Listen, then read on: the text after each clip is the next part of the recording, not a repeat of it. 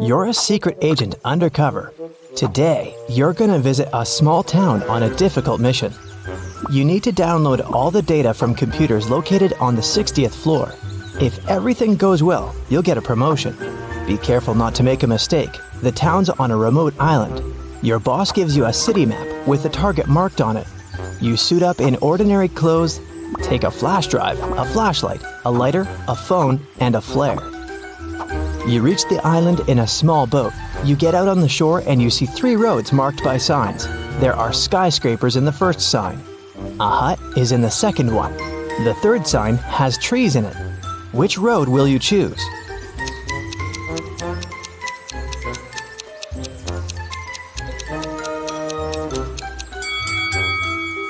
You need the data stored on the 60th floor. That's why you chose the first road. It leads to skyscrapers. First, you pass through a dense forest and come to a river shore. The town is on the other side. You can't cross the river because of the strong current. Besides, you don't know how deep it is. You see a ruined bridge on your left. There's an old boat on your right, but it's unlikely to help. What will you do? You can't go back.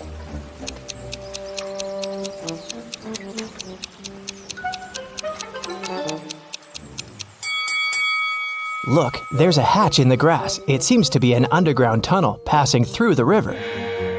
You open the hatch and go down. It's dark, quiet, and cold here. You turn on the flashlight and see an empty bottle and a basketball on the ground.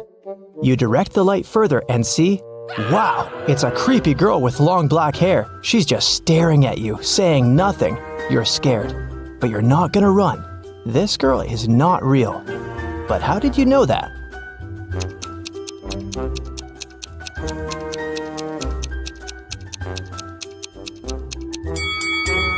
The basketball with the bottle casts shadows, but the girl doesn't. She's just a dark memory from your past. You rub your eyes and the girl disappears. You go through an underground tunnel and climb up. Great, you made it into town. You walk down the street and notice that all the people are looking at you. Why do you seem suspicious to them?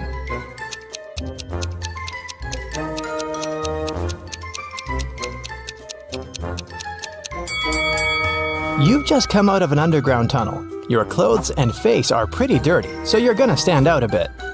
Everything is fine. You continue your mission. According to the map, you have to pass 2 more blocks to get to the building. Many people are rushing to work. You see a diner on the corner, a library, a school. Here's a big supermarket. But something is wrong here. Can you tell what it is?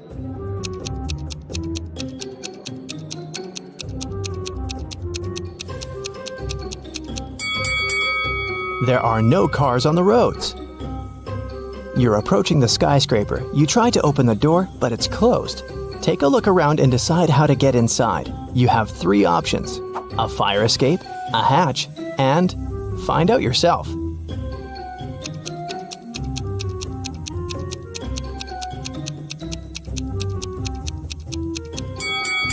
The fire escape leads to the window of the 2nd floor, but a guard is standing there. You can use the hatch, but see the steam coming out of it? It's boiling inside. So what about a tire iron? You can use it to break the lock. You're inside. It's very dark here. You turn on the flashlight, but it breaks down. What will you do to light your way? A flame from your lighter isn't enough.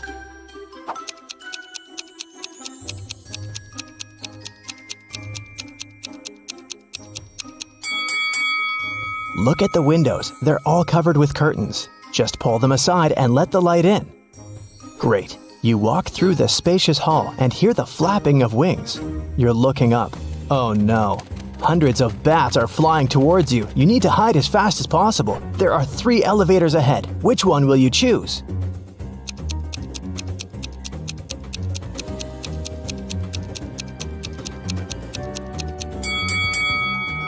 The first elevator is on the 25th floor. It will take too long to get down here.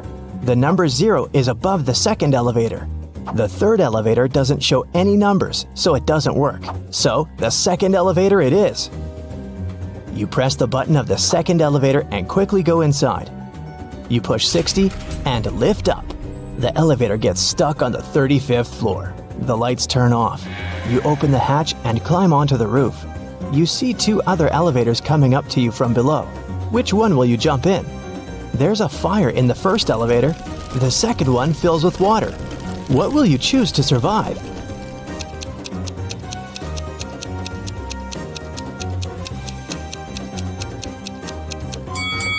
You jump into the second elevator. The water rises higher and higher, but the doors open and all the water pours out. You're on the 40th floor.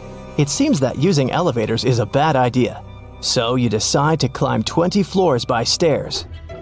You run 5 floors and smash against the wall made of hardened sand. What will you do? You can't use the elevator. How to get through the obstacle?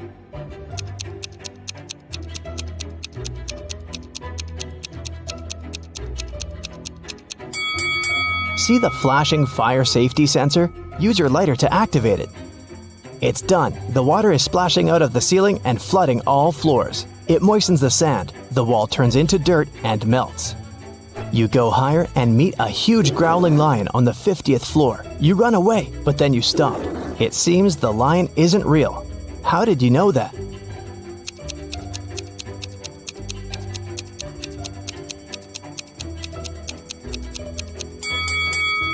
There was a fire alarm. The lion should be wet, but it looks perfectly dry. You come back and see a small box attached to the ceiling.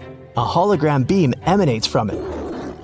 55 is written on the wall. You have 5 floors left. You're almost there. You're tired and sweating. You sit down on the steps to rest and fall asleep. You open your eyes a couple of hours later, get up and realize you're on the ground floor. The number 1 is on the wall. You look down over the railing and see dozens of stair flights. Then you look up and see the same. How is this possible?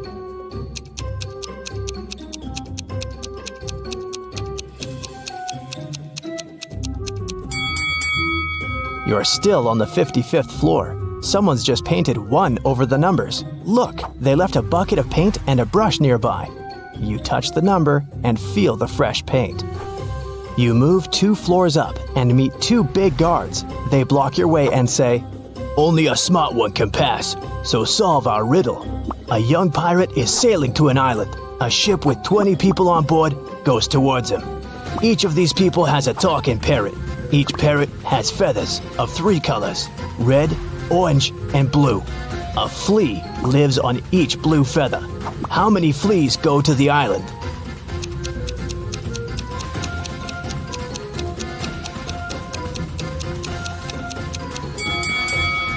None.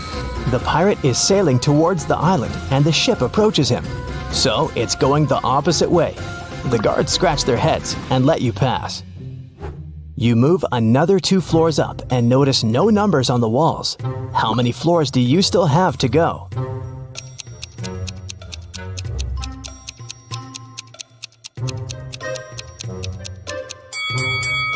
You woke up on the 55th floor. Then you passed 2 floors and met the guards. And now you've advanced by 2 more floors. Therefore, you only have 1 left. You run up the stairs, open the door, and it's locked. Of course. You're almost there. What will you do?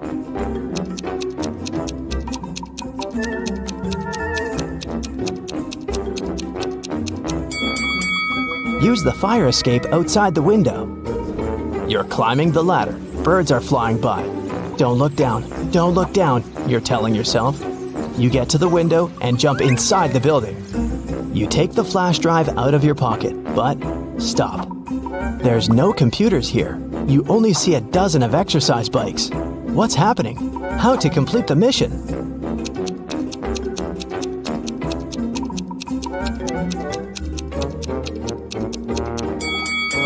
You've climbed the fire escape to the 61st floor. You need to go down 1 floor.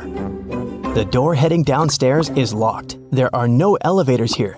You walk between exercise bikes and touch one of them with your hand. Energetic music turns on. All exercise bikes start pedaling. A female voice from the speaker asks everyone to start training. Whoever cheats will have to stay in this room forever. Whoever pedals fast will get what they want. You don't want to stay in that room, but which bike to choose?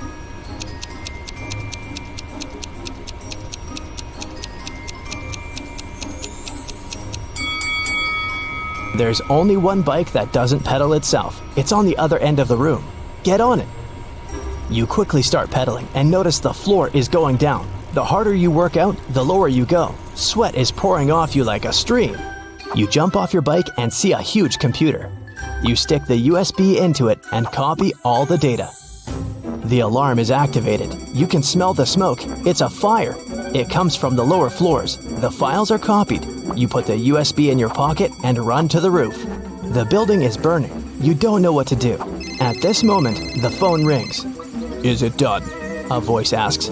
"Yes, but I need help," you answer. "We will send an aircraft to you. Just give a signal," the voice says and hangs up. The flames reach the roof. What kind of signal do you need to send?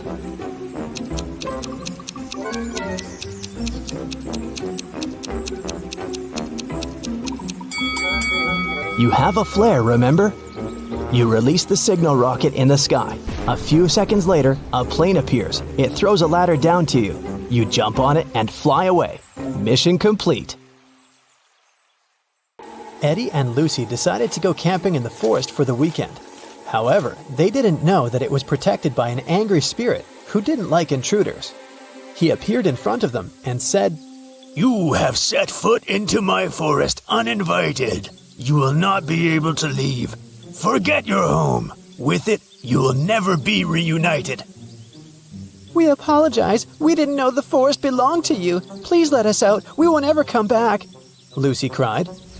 The spirit replied, "I'll show you mercy, for you are sincere. Mysteries of my forest await you. Solve them all, and you will be able to leave." Then he magically teleported them to the deepest, darkest part of the forest and vanished out of sight. As Eddie and Lucy walked around trying to find their way out of the forest, they came upon a river. They had to cross it to continue their journey. There were 3 different bridges in front of them. Which one should they choose to move to the other side?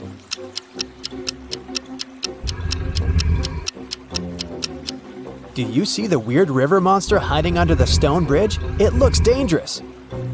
And the wooden bridge looks so old, it can crash at any minute. So, they should choose this one. After Eddie and Lucy crossed the bridge, they saw 3 different paths in front of them. The first road led to a cave where giant hungry trolls were living. The second road led to the house of evil witches who needed human blood for a spell they were casting that would allow them to stay young forever. And the third road led to a swamp where an 8-headed snake was waiting for its prey. Which path should they follow?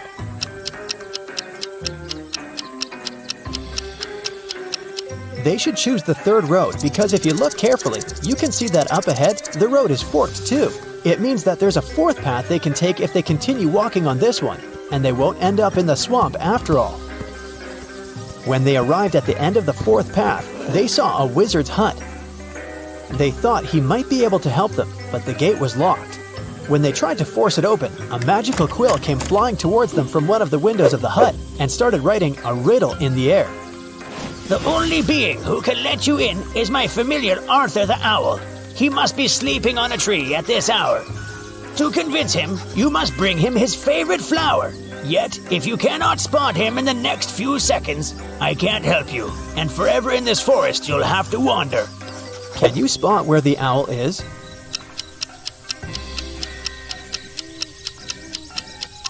Look there. Eddie and Lucy managed to spot not 1, but 3 owls standing on a tree branch. Only one of them was Arthur.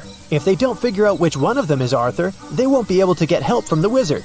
The first owl said, "The third owl is not Arthur."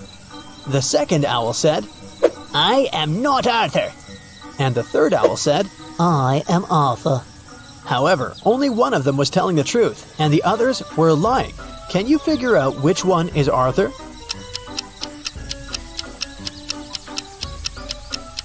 If the first owl was Arthur, then both he and the second owl would be telling the truth. If the third owl was Arthur, then he and the first owl would be telling the truth. But only one of them is telling the truth, remember? So the second owl must be Arthur. Once Eddie and Lucy figured out which one was Arthur, the remaining owls flew away. Then Lucy asked him what his favorite flower was. Arthur answered with a riddle. "I can grow very tall. I am of the color yellow. When I am young, I follow the closest star in the sky. Can you tell what flower I am?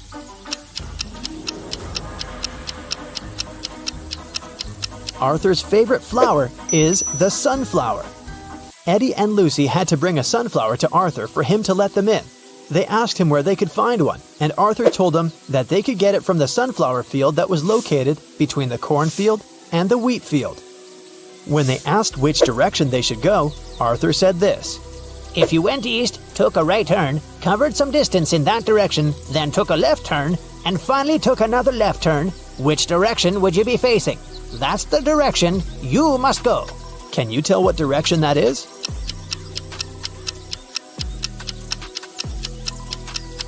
It's north. After Eddie and Lucy had walked for some time, an angry leprechaun jumped onto them out of nowhere and knocked them out with fairy dust. They opened their eyes in a prison cell. The leprechaun said, You stole my pot of gold and you're going to stay in this prison until you tell me where you hid it. Eddie said, We don't know anything about your gold. but the leprechaun didn't believe him. Suddenly, Lucy saw something strange that could help them. There was another prison cell in front of them with 3 different prisoners. Lucy noticed that one of them was going to try to escape. She suggested making a deal with the leprechaun. She said, I will tell you which prisoner is planning to escape if you let us go. He's probably the one who stole your gold, and I promise we'll help you find it once you free us. The leprechaun agreed to the terms. Take a look at these 3 prisoners. Can you tell who's trying to escape?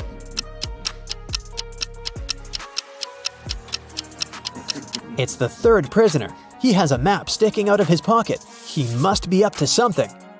The leprechaun took the map from that prisoner and let Lucy and Eddie go. He said, But now you have to help me find my pot of gold.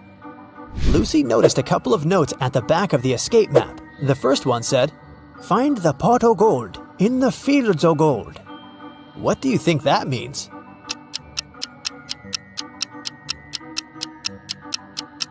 Remember what Arthur said? He informed Lucy and Eddie about 3 different fields: sunflower, corn, and wheat.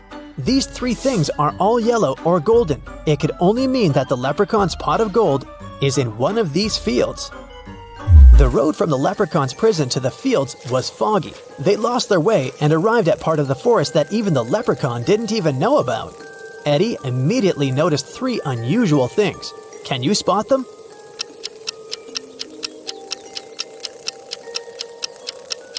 Even though it's still daytime, the place is dark. The mushrooms on the ground are actually tiny houses. And finally, one of the butterflies flying there in the distance is no butterfly at all. It's a fairy. As soon as Eddie spotted the fairy, it flew next to them and said, The fairy mother wanted me to bring everyone food, but when I asked what she wanted, she only said this: remove the outside, cook the inside, eat the outside, and throw away the inside. What I want is what this is. But I don't know what that means. Can you help me, please? Do you know the answer?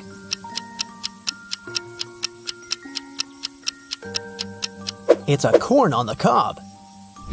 The fairy thanked them for helping her.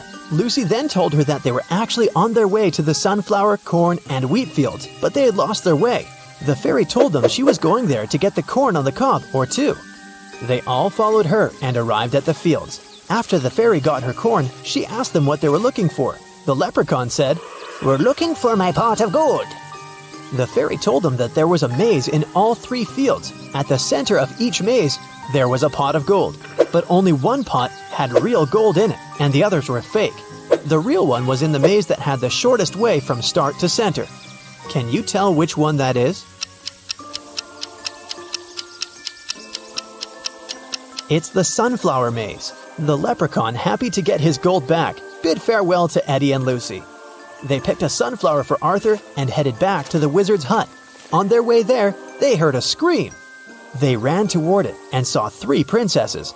They all said they needed help because 2 monsters were following them. Only one of them was a real princess who was telling the truth. The other 2 were actually monsters. Can you tell who?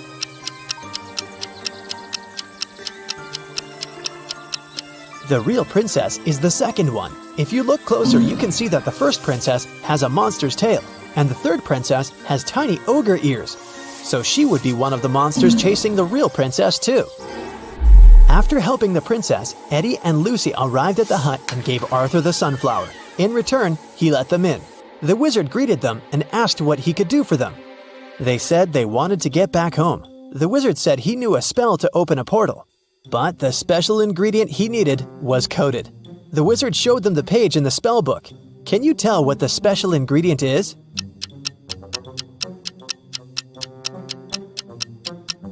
It's one piece of feather from a crow.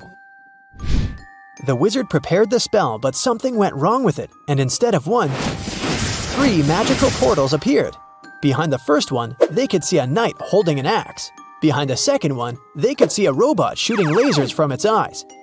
Behind the third one, they could see a vampire with a dagger in his hands. Only the safest one would transport them home. Which one is it?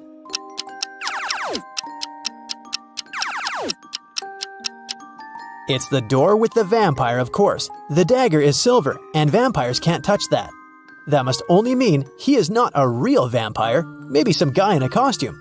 Who knows? Annika received a letter where someone asked her out. The letter was sweet, but it wasn't signed, so she didn't know who it was. She was guessing 3 guys. All of them were her college friends. Who do you think asked Annika out?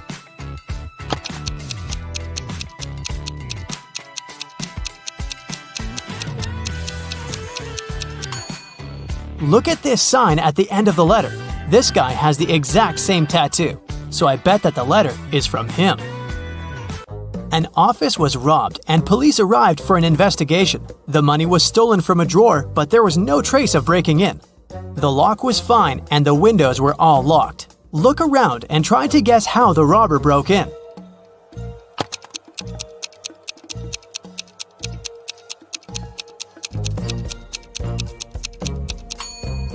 Look at the ventilation gate. It's slightly open. The robber must have used this way to get into the office and get out. A police officer was following a robber around the city. Suddenly, the robber entered the hospital and disappeared. When the police officer entered the building, there were 3 workers. One of them must be the robber who dressed up to pretend to be a doctor. Can you tell who?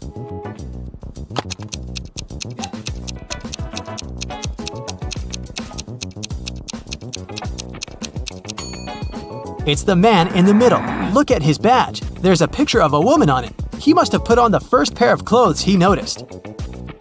At daylight, someone painted a wall of a museum, and the police were looking for the person who did it just an hour after it happened. They were roaming the streets of their little town, and they found 3 suspects. Adam said that he'd been at work and just returned. Carter said that he'd been busy painting his fence. Blake said that she'd been walking her dog and didn't know anything about what had happened. Who is guilty?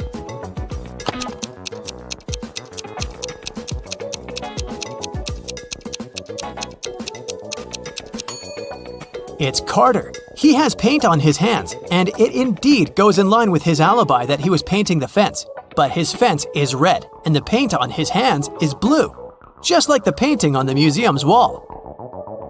Mrs. Roberts, a math teacher, returned to the classroom after visiting a principal's office and took a sip of her coffee. She had to spit it out immediately because, instead of coffee, there was blue ink inside. Can you tell which student pranked her?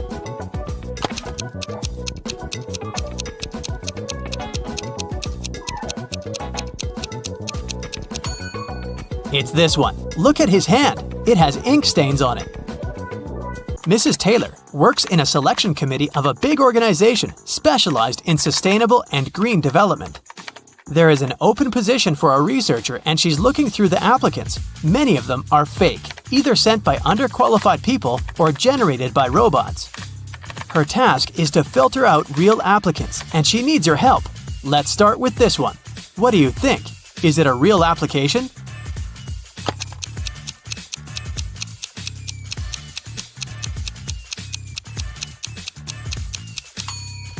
No, it doesn't seem so. This girl was born in 2003, so she's 19 years old. She's way too young to have a PhD. She must be lying.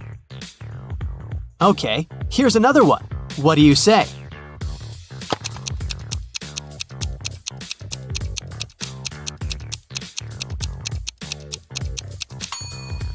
This seems to be another fake. Look at his birthday. There was no February 29th in 1991. This application must have been generated by a robot. Okay then, here's the next candidate for you. What's your call?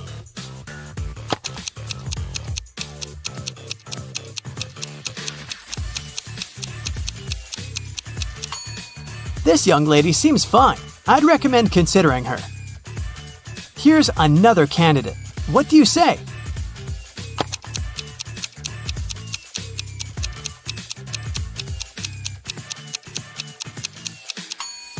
He seems fine to me too. Next one, this candidate. Do you see something suspicious, or is it all okay?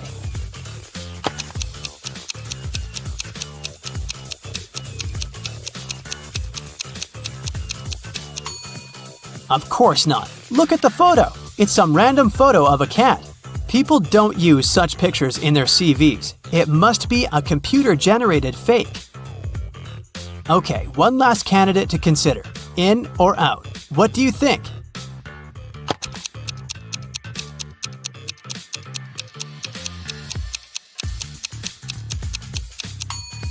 It says that this person is from Narnia. Narnia is a fictional place. It doesn't exist in real life.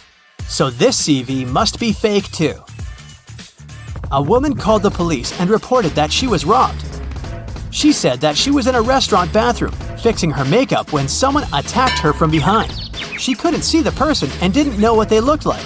The police didn't believe her. Why?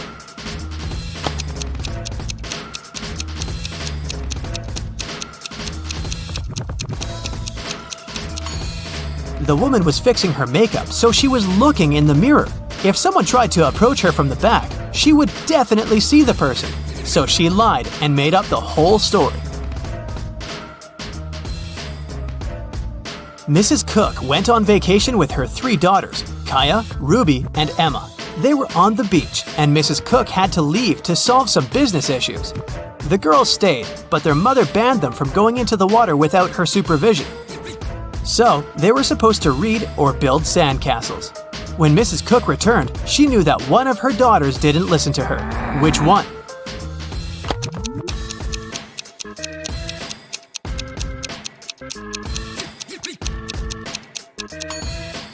It's Kaya. Look, her hair is wet. This wouldn't happen if she didn't go into the water. There was a robbery in a neighborhood. Someone stole the seeds of rare and beautiful flowers from Mrs. Patterson, which she brought from abroad. The police interrogated several neighbors. Mr. Clark said, "I don't work in my garden at all." Mrs. Moore said, "Mrs. Patterson showed me these seeds and gave me a couple of them, but I'd never steal anything." Mr. Campbell said, "I'd mind my own business." Who stole the seeds?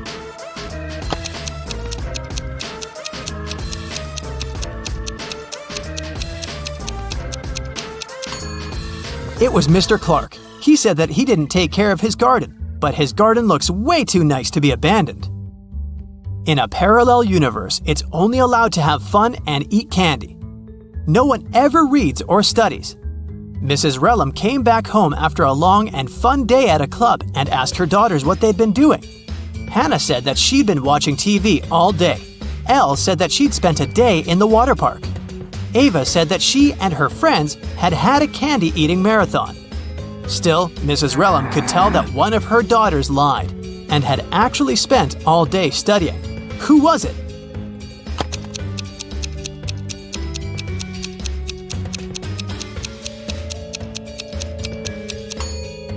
It was Hannah. Look, the TV is unplugged, but there's a book with her in bed. She's definitely been reading it. On the weekend, Kira and her friends were supposed to celebrate a birthday of a friend online, but Kira didn't feel like it and didn't show up. On Monday, in school, she explained that something had happened and she hadn't had electricity or internet all day. So she'd spent the day in front of the computer writing her midterm paper. Her friends didn't believe her. Why?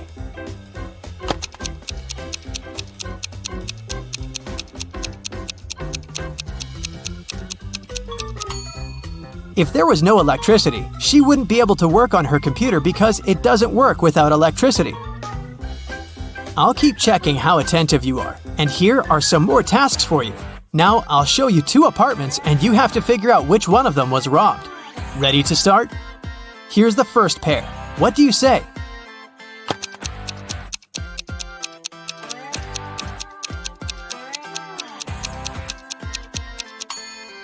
This apartment has a broken window, so obviously it's this one. Okay, great. Now the next one. 2 apartments of 2 different people. Which one was robbed?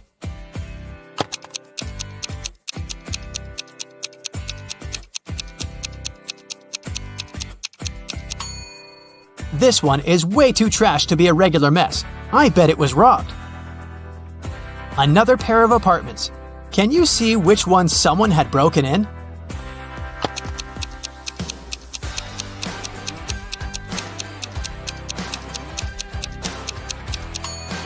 There are dirt stains on the floor. Someone was up here in boots. So I think that's the apartment that was robbed. Okay, we'll keep looking at apartments. But now your task is to say who do you think lives there? What profession does the person have? Let's start out easy. What about this apartment?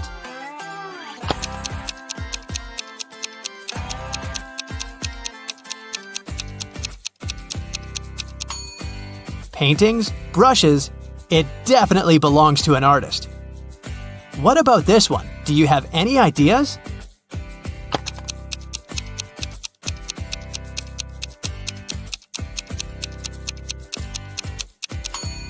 Punching bag, boxing gloves, dumbbells, and some other sports equipment. I'd say there's a boxer living there. Take a closer look here. What are your thoughts?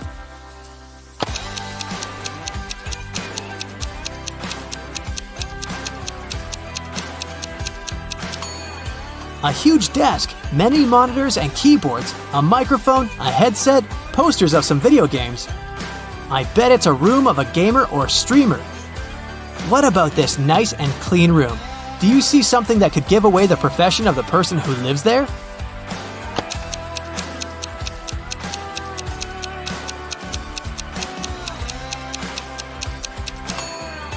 There's a ballet bar, and there are also some tutus in the wardrobe. It's the room of a ballerina. And some more tasks for you. I'll show you some photos, and you'll have to find what's wrong or odd about them. Here's the first one. What do you say?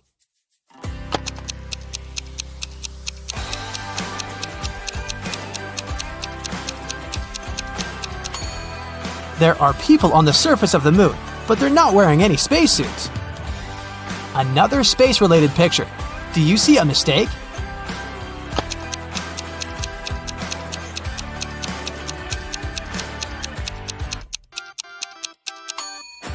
Look closer. It's not the moon, it's Saturn. What about this photo? Do you see something odd here?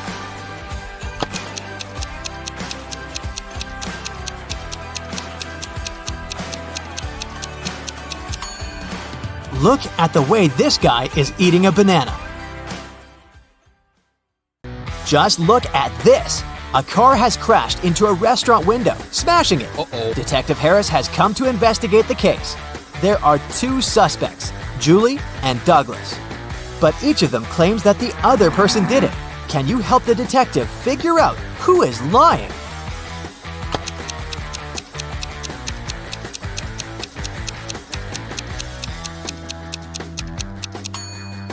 It's Julie. The tire tracks on the ground belong to her car. Adam was driving home late at night when he noticed he was about to run out of gas. He stopped at a gas station to fill his tank and buy some snacks. Inside, there was a cashier and another customer dressed in black. When Adam came up to the employee to pay, she told him $5.05. Adam paid, went outside, and called the police to report an emergency. Why did he do it?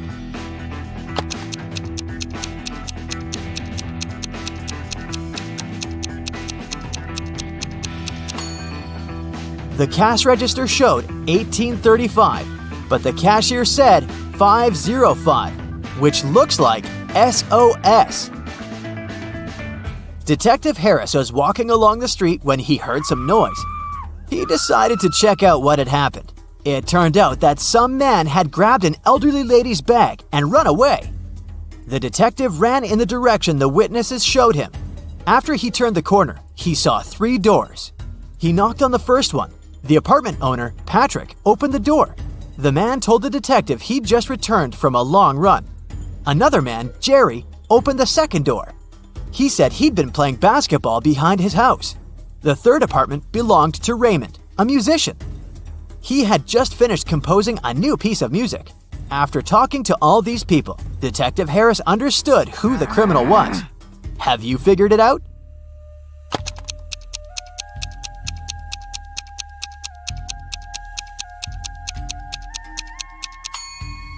The thief is Jerry.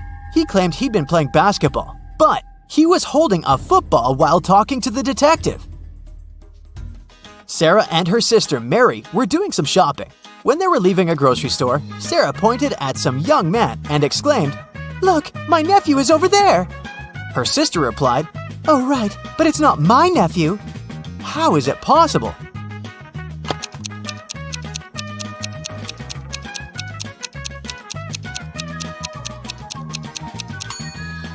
The young man is Mary's son. Gemma returned from Asia and brought a precious porcelain figurine. She organized a party and invited all her friends to tell them about her journey. They had a great time, but after her friends left, the woman realized the figurine had disappeared. She called the police and showed them the photos she had taken at the party. One of the officers immediately realized who had stolen the figurine. Did you understand it too?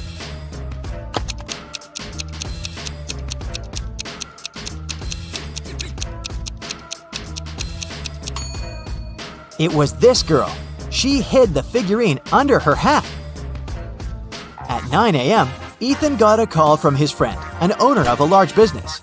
The man said that a very important document had disappeared from his office. It had been on his desk the evening before, but now it was nowhere to be found. Ethan immediately came there to question his friend's employees. Soon, he had 3 suspects. Walter said he'd spent the previous evening at the movies. Joan had dinner with her friends, and Zachary visited an art gallery. It didn't take Ethan long to understand who was lying. Do you know it too?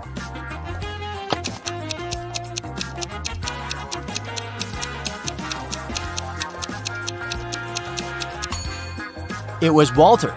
His ticket isn't torn. It means he didn't enter the movie theater. Now, look at these hands and try to figure out which person is married.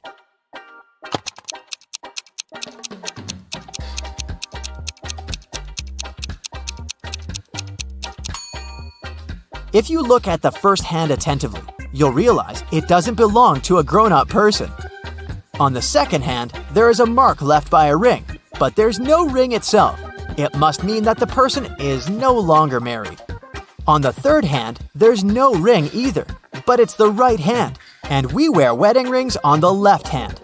So out of these 3, this person is most likely to be married. Okay, the next challenge is for you. Look at these 3 men. They're at the airport. Which of these guys is married?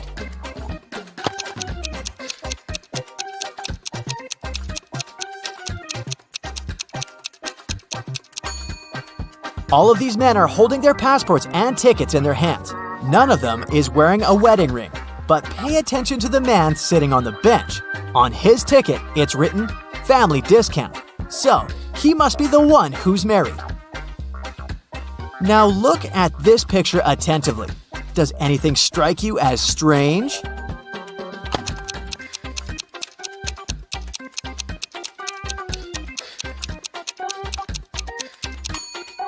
It's winter, but butterflies are flying around the snowman.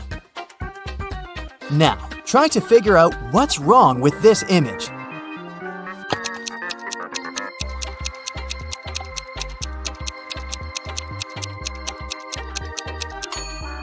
It's the snowman again. Instead of a carrot, his nose is made of broccoli.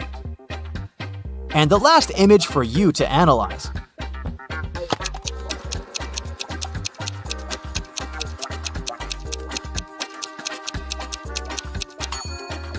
Why does the guy on the right need ski poles if he's going to snowboard? Marcus woke up in a dark basement with just one candle burning on the table. He saw 3 doors in one of the walls and 3 keys lying on the table. How many attempts will the guy need to figure out the key for each door?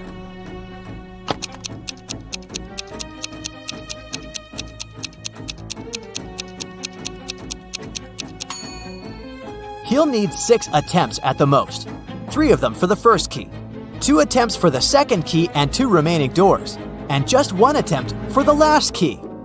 But if Marcus is extremely lucky, he might need just 3 attempts. Alicia's mom asked the girl to do some grocery shopping. She gave her a shopping list and her bank card, but the woman knew her daughter was very absent-minded. That's why she gave Alicia a small note in case she forgot the card's PIN number. When the girl was at the register, she realized she had indeed forgotten the PIN. Alicia pulled the note out of her pocket and immediately remembered the code. Can you figure out what it was if the note had a fly, a cat, a person, and a snake drawn on it?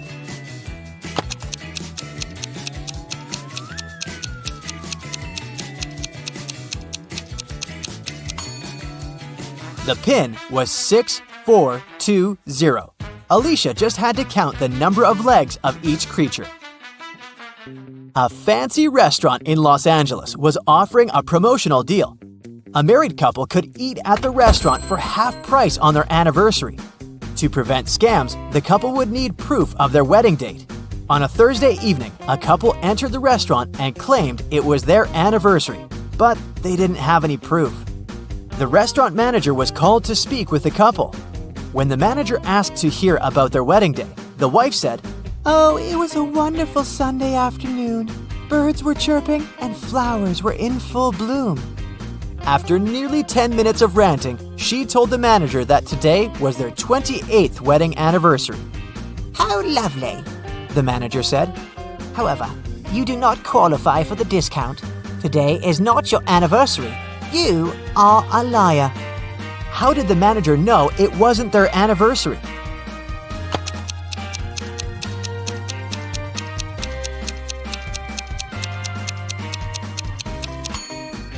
The calendar repeats itself every 28 years. So if they were married on a Sunday 28 years ago, the day they came to the restaurant would also have to be a Sunday. But since it was a Thursday, the manager knew they were lying. John called the police to report that his friend Mark had disappeared. He explained that 2 weeks earlier, he had offered Mark to live in his beach house in Miami. He wanted his friend to enjoy some summer heat, but when John returned from a half-month-long business trip to Chile, he found out that Mark was missing. The police listened to John's story and understood the man was lying. How did they figure it out?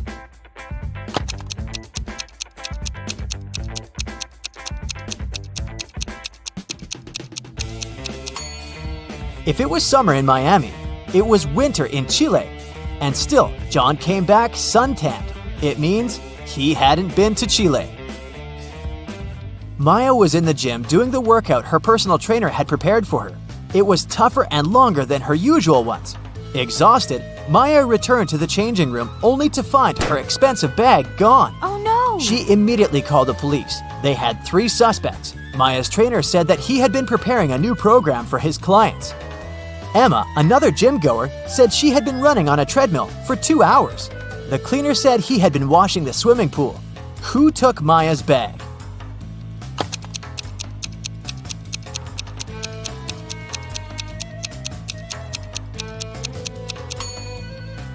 It was her trainer. He knew Maya was going to have a long workout and wouldn't return to the changing room anytime soon. You're getting hungry and want to boil a 2-minute egg. If you only have a 3-minute hourglass timer, a 4-minute hourglass timer, and a 5-minute hourglass timer, how can you boil the egg for only 2 minutes?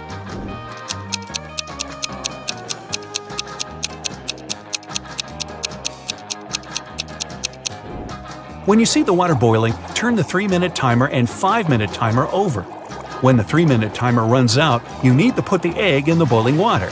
You'll have 2 minutes on the 5-minute hourglass timer, and when it finishes, take the egg out of the water and enjoy your meal. Mr. Wright had a small store in Chicago called 5 Flags, but there were 6 flags hanging outside. He could easily correct that mistake, but he didn't. Can you figure out the reason?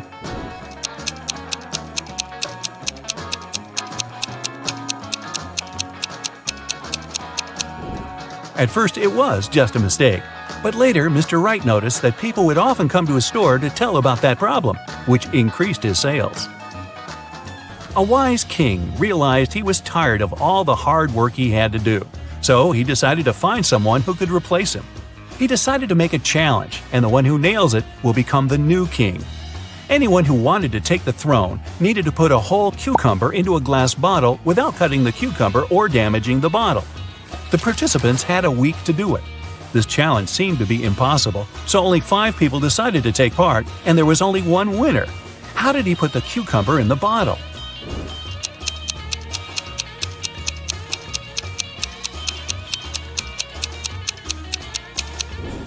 He placed a baby cucumber still on its stem into the bottle. Cucumbers grow rather fast, so he had enough time to win that competition. If it's raining at midnight, can you expect that in 72 hours it'll be sunny?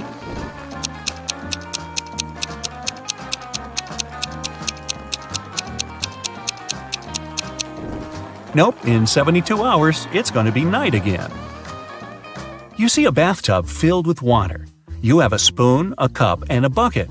Which will you choose to empty the bathtub?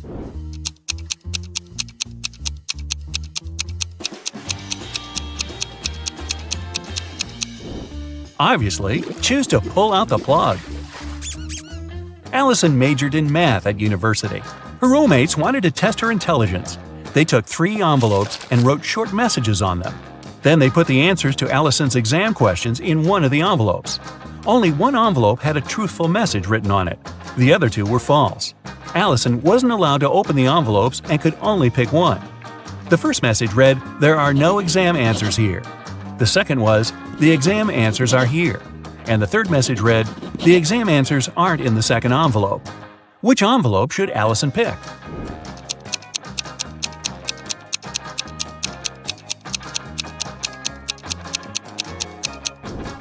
The third one. It tells the truth, which means the exam answers are in the first envelope. Joanna and Josh were on their honeymoon in France. On the first day, they went on a city tour around Paris and left all their stuff in the hotel room. When they came back, someone was standing outside their door trying to get in. The couple called the receptionist right away, but the man claimed Joanna and Josh owed him some money for the tours they had taken in the past 4 days. The receptionist knew the man was lying right away. How did he figure it out?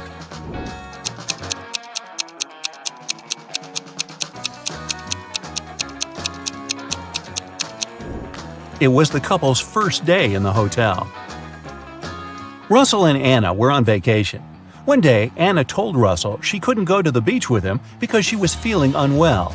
When Russell came back to the room to grab his phone, Anna was gone. He found her by the pool and asked, "Are you here alone?" She nodded, but Russell immediately realized she was lying. How?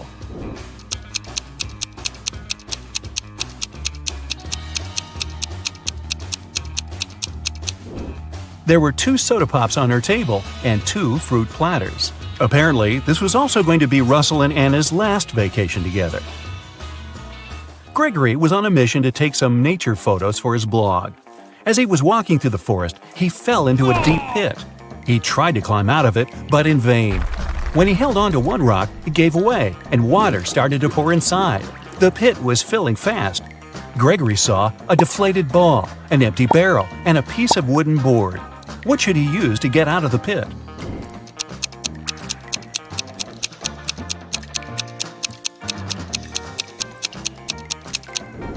Well, the deflated ball is too small and has a slit in its side. The wooden board won't support his weight. The best option is the empty barrel. It'll keep Gregory afloat. Ren comes home after work.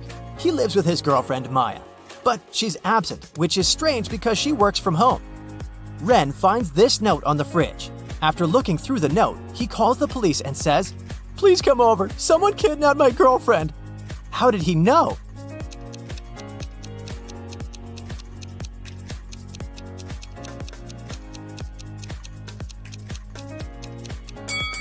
Maya left an encoded hint in this list of products.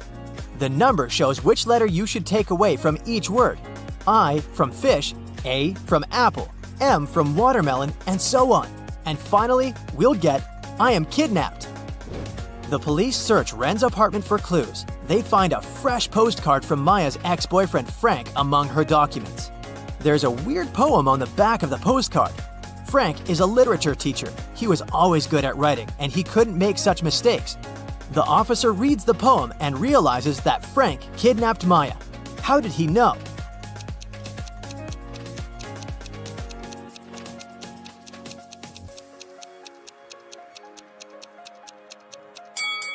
Take the first letter of each word and you'll get Maya is mine. The police decide to issue a search warrant, but Ren can't wait. He goes to Frank's house to save Maya. On the way, he sees these three people in the neighborhood. Can you spot who's suspicious?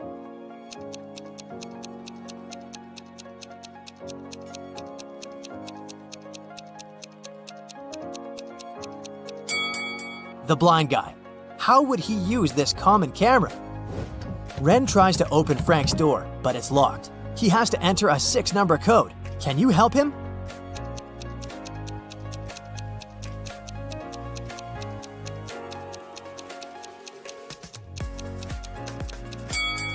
This picture is a hint.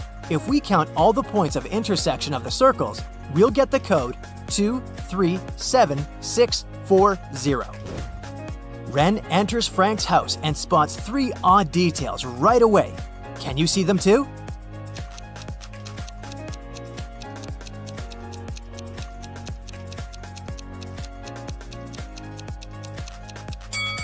The carpet is flying. There's a boot boiling on the stove. Take a look at Maya's portrait on the wall. Her eyes are moving. Ren finds Maya in the basement. She looks scared. Frank pops out of nowhere and offers Ren a deal. I'm gonna tell you 3 facts about Maya. If you manage to spot one lie, I'll let both of you go. Ren agrees.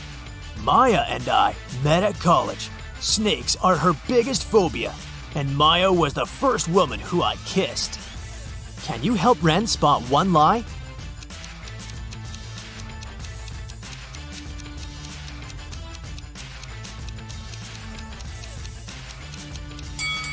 Maya is wearing snake earrings. It's unlikely that she would wear them if the second fact was true. Frank tells Ren and Maya, Okay, you can go now. You can choose one of these 3 doors. There's 1,000 venomous snakes behind the first door. There's a maze with carnivorous mutant plants behind the second door. And there's a garden with the most poisonous berries in the world behind the third door. Which way should they choose?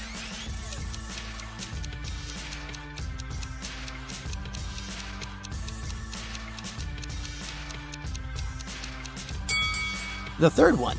Nobody said that they have to eat the berries. Maya and Ren come home. Suddenly, a ball breaks their window. They look outside and see 5 teenagers playing basketball. One of them broke the window. Each makes 3 statements. 1 is false and 2 are true. Ken says, I didn't do it. Jessica will tell who did it. One of us is in big trouble. Love says, Mia did it. I didn't do it. I don't even like to play basketball.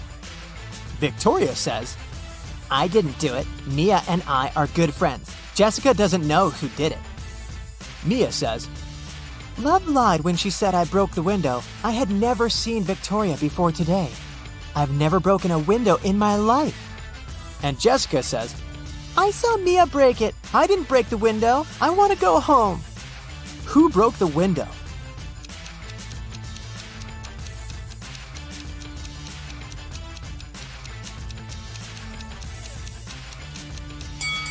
Mia's statements 1 and 3 must be true since each player told only one lie. Therefore, Mia's statement 2 is false. Now the words of all the other players can then be proven true or false using this information. Since we know that Mia's statement 2 is false, Jessica's statement 1 and Love's statement 1 have to be false. Ken's statement 2 has to be false, since Jessica didn't tell who did it. So now it's obvious that Victoria did it. Maya has 2 friends, Claire and Naomi. They're both beauty bloggers. One of them is a beginner, while another has 1 million followers. Can you guess who's more popular?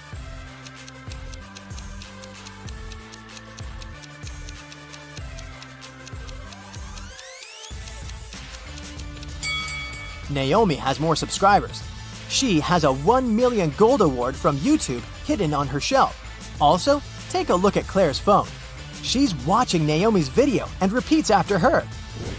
Ren invites Maya on an unusual date. They go to a farm. He takes these two pictures. Can you see any difference between them?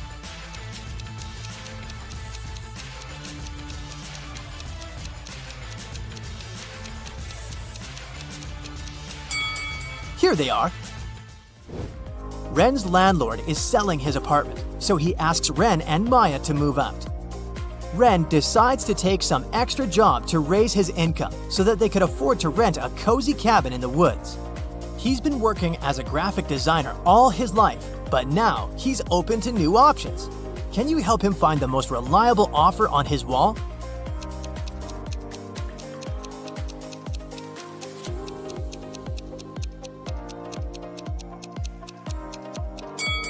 He doesn't have experience to become a firefighter, and the second offer is for ladies only. The remaining options are good, but only the job of a forester is ideal because it provides a free cabin, just what Ren wanted. Ren and Maya begin to pack their bags. Maya can't find these 3 items. Can you help her?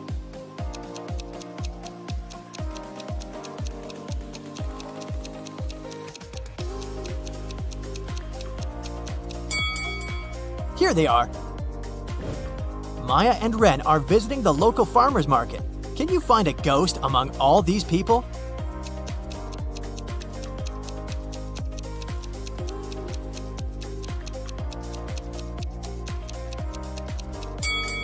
This lady with transparent legs.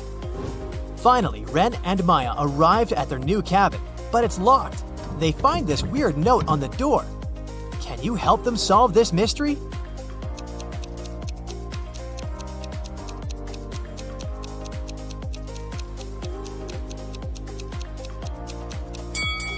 Replace every letter in this note with the one after it in the alphabet, and we get key under rose pot. Ren, Maya, Rose, and Mike are best friends. They gather to celebrate Thanksgiving at the cabin. They agreed to buy gifts for each other.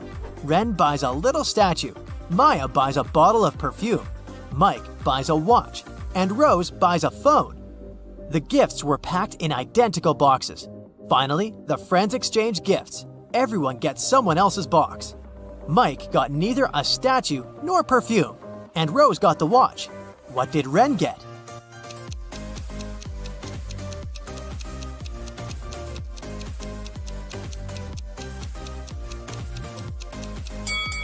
Rose got the watch, so Mike could only get the phone. It means that Ren got the perfume and Maya got the statue. In the middle of the party, Ren goes to the toilet. He leaves his phone on a table. In a while, he returns and finds out that his phone is missing. Ren asks everyone just one question. What did you do when I was in the toilet? Rose says, I was watching a movie in the living room. The story is so sweet. Mike says, I was decorating the living room. I think I heard your phone vibrating, but I didn't bother. And Maya says, I applied makeup in the bedroom. Do you like it? Can you guess who stole the phone?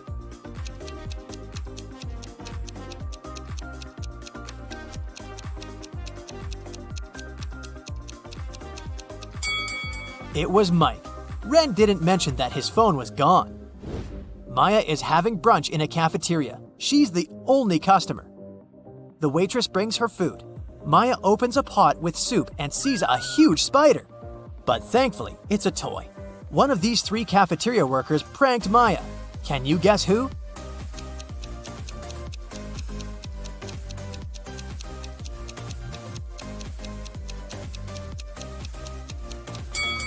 It's the guy on the left. He's the only one who doesn't hold a phone. His gadget is on the stand here, filming Maya's reaction. 2 cars are driving through the city. They both started their journey at the same time. The green car is moving at a speed of 30 miles per hour. The yellow car is faster. Its speed is 50 miles per hour. And still, at one point, the green car comes across the yellow car. How is it possible?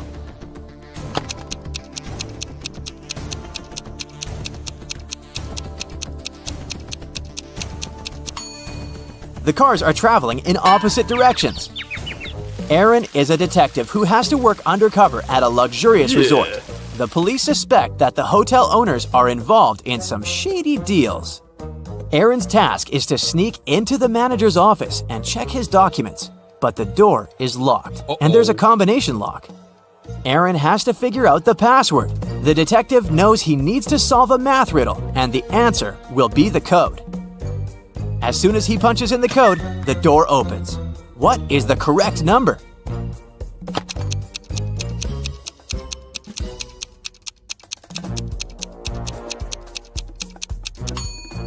It's 30. There are no mathematical symbols at the end of the first and second lines.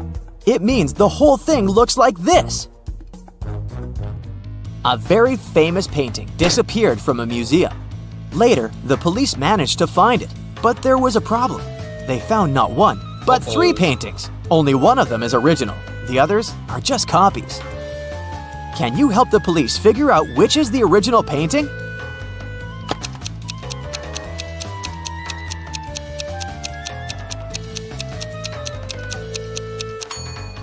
It's the one with the brown frame. Take a look. All frames in the museum are made in the same style. Now, you've got accepted to the best school of witchcraft and wizardry. One of the best classes you have to attend is about transforming into animals. There are 3 professors who teach this class. Each of them specializes in transforming into a certain animal. Look at your professors and try to figure out what kind of animal each of them turns into.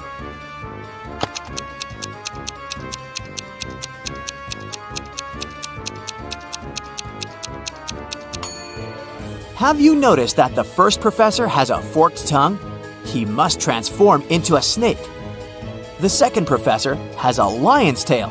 It must be the animal she transforms into. And the third professor has bear claws. He must turn into a grizzly bear.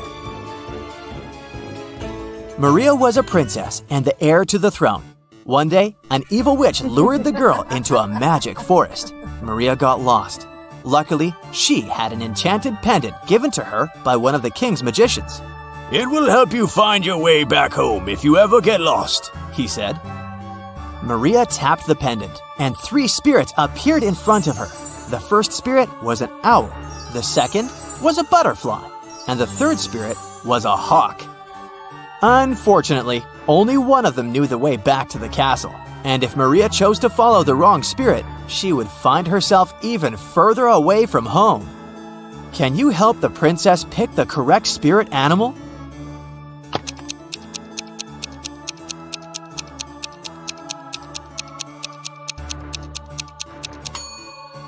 Have you noticed the banners in the throne room? There was a butterfly on each of them. It means the butterfly is the official symbol of the kingdom. Maria should follow the butterfly spirit. A man lives in a high-rise apartment building. He has an unusual habit related to the evening elevator ride after he returns home from work. If it's been raining, he always takes the elevator straight to his 17th floor. If it's sunny, but there's someone else in the elevator with him, he always gets straight to the 17th floor. But if it hasn't been raining and he's alone in the elevator, he takes the elevator to the 11th floor and walks up the stairs the rest of the way. Can you figure out why?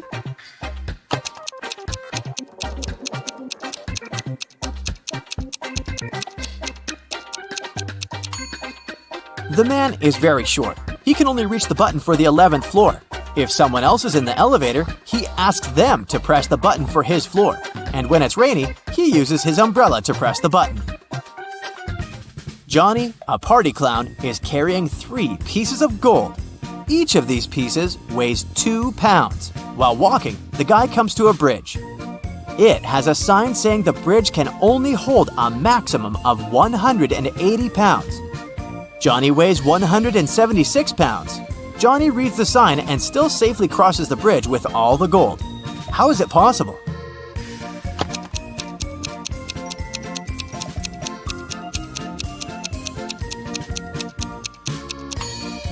Johnny is a clown, so he knows how to juggle. While walking across the bridge, he juggled the gold, keeping one piece in the air.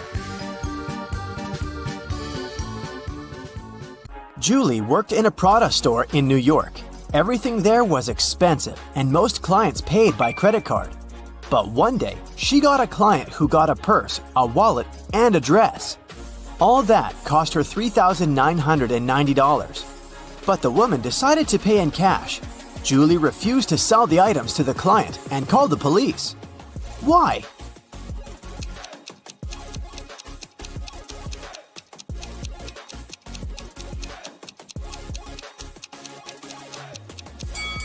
Tried to use to pay. They are two $2,000 bills, which don't exist. The police of Atlanta were notified that a prisoner had escaped from Chicago and taken the plane to Atlanta. Of course, an officer was sent to the airport to find the prisoner and capture them. The police officer spotted 3 people who looked similar to the criminal. Take a look at the passengers. Which one should be arrested?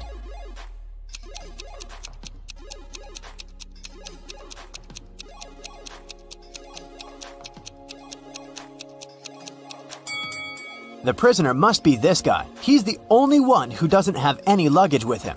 Probably because he was running away and had none. In a small town, a grand robbery happened. Someone robbed a jewelry store in the local mall. At 6:03 p.m., the lights in the whole mall went off for 8 minutes. When the lights came back on, the most expensive jewelry pieces were missing from the shelves. The police interrogated 3 main suspects. Jack said, I was picking out a present for my son in an electronics store when the lights went off. I was so confused as anyone else. Fred said, I wasn't even in the mall at the time. I have no idea what you're talking about. And Stacy said, I was in the bathroom fixing my makeup. I didn't even notice the lights went out.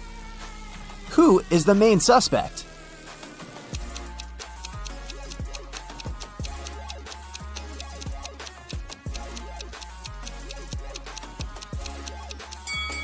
It's Stacy. She said that she hadn't noticed that the light had gone out, but they went off everywhere, including the bathrooms. She would have noticed it, so she's lying. Ava has always wanted to get a cat, but her mom wouldn't allow her to have a pet. So, when one day she found a kitten on the street, she brought it home, but kept it a secret. She succeeded for 2 weeks, but one morning she went down to the kitchen. Have you been hiding a cat in your room? Her mother asked. How did she figure it out?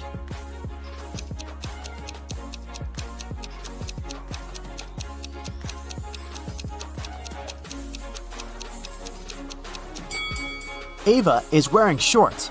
Her legs are all scratched, and these scratches are what gave her away. During Halloween, all kinds of creatures flooded a little town, blending in with the citizens. Weeks passed, but some of them stayed, pretending to be humans. The town's detective could catch the remaining ones. He's been tracking a vampire, and he has 3 suspects. All of them only come out at night. Which one of them is the vampire?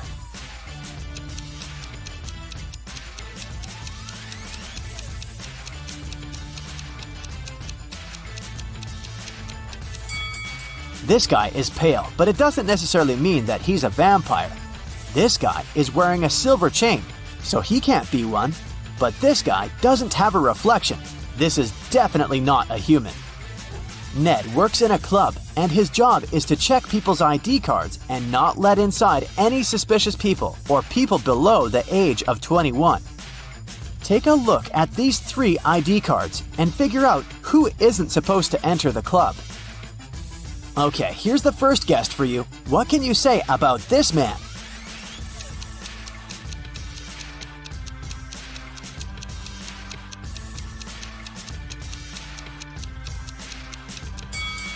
Don't let him in. The person in the photo is totally different. It's not this guy's ID card. Okay, here's the next one. Keep your eyes wide open. Do you see anything suspicious?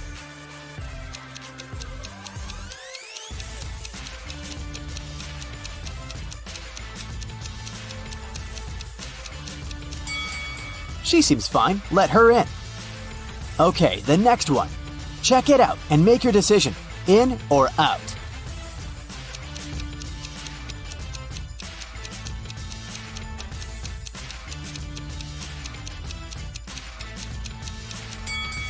Las Vegas is written with a W. It's a typo, which is unacceptable for official documents. This ID must be fake. Here's the next guest for you to examine. What's your verdict? Will you let her in?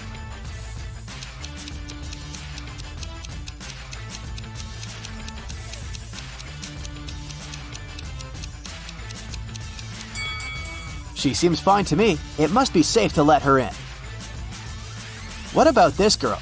Is anything off here?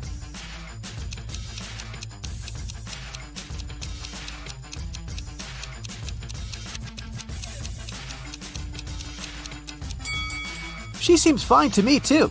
Green light. Okay, the last guest. In or out?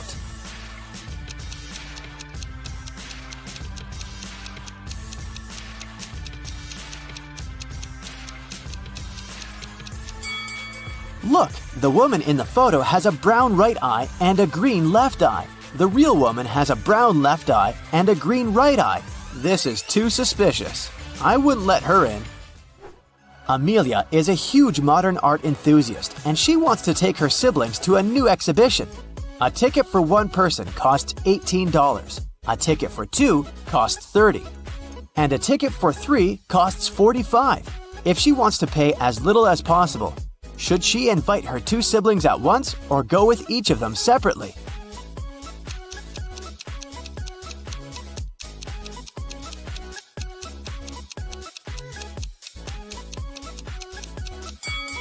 It's cheaper if the three of them go together. It'll cost $45. If Amelia went with each of them separately, she would have to pay $30 twice, so she'd pay $60 in total. Ellery has a sweet tooth, and every Friday she goes candy shopping for the week. Tonight, she bought chocolate bars, jelly beans, and gummy bears. She has all chocolate bars but 2, all packs of jelly beans but 4, and all packs of gummy bears but 4. How many pieces of each type of sweets did she buy?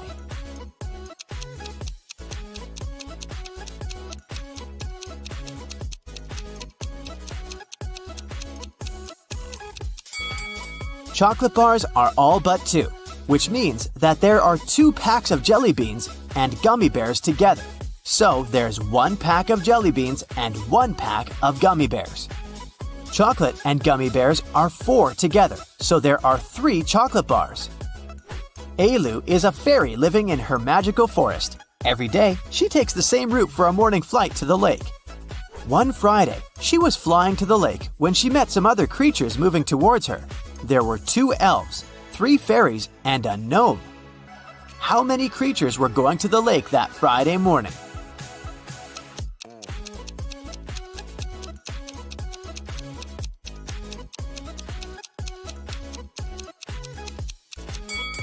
Just Ailu. Everyone else was going in the opposite direction. Lily and Della are twin sisters. Both girls failed their history test at school, and their mother made them study all weekend. In the middle of the day, Mrs. McAdams came to check on the girls. Take a look at Lily and Della. Which of them hasn't been studying?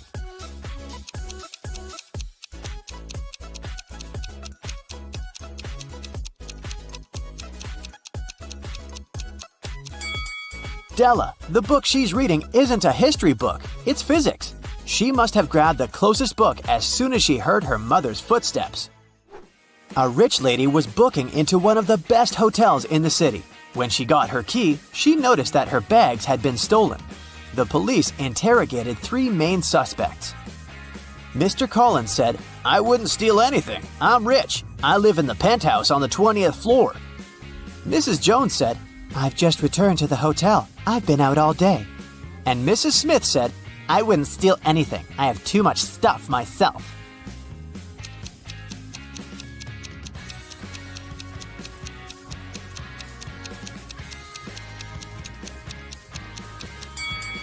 Mr. Collins seems shady. He can't live on the 20th floor because there are only 18 floors in the hotel.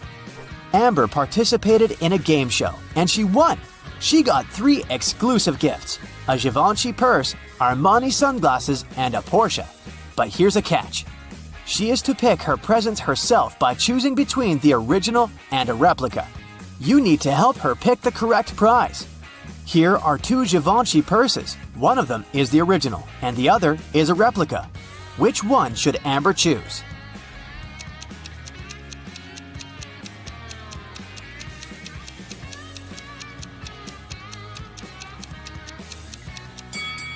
This one, it has the correct logo, so it must be the original. Now, there are two seemingly identical pairs of sunglasses, but only one of them is the original from Giorgio Armani. Which one?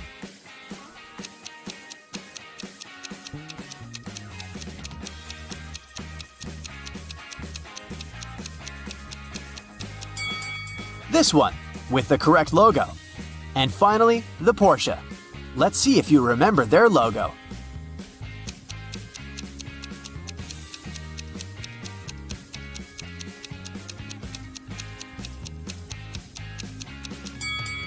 Yes, this is the one. Great job. Nancy and Mike were going to the Carnival of Riddles, which was scheduled to be in their town during the weekend. It was a very popular carnival that was traveling the country, and everybody was so excited. So, when they arrived, they saw a very long line, and it seemed like they had to wait for many hours to be able to get in. But the ticket salesman left his booth and walked in front of the crowd. He said that he was going to give a riddle to everyone. Since this was the Carnival of Riddles, those who could answer correctly would be able to get inside earlier than others. The riddle was this: I am the beginning of eternity. I am the end of time and space. I am the start of every end. I am the end of every place. What am I?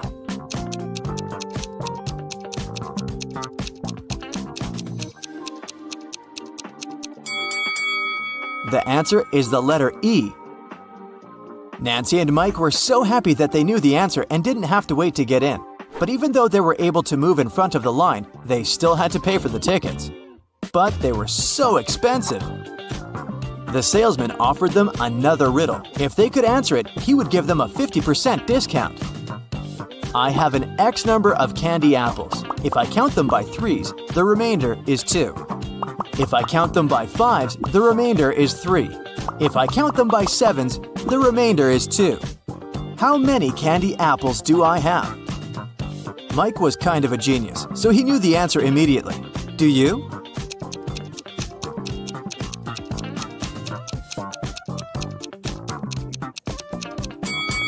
The answer is 23.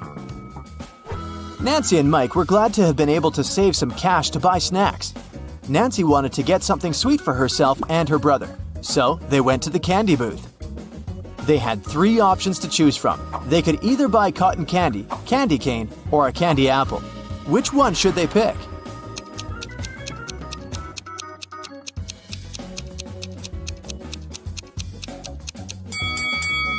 Take a closer look at the cotton candy. There's a teeny tiny spider stuck inside. Yikes!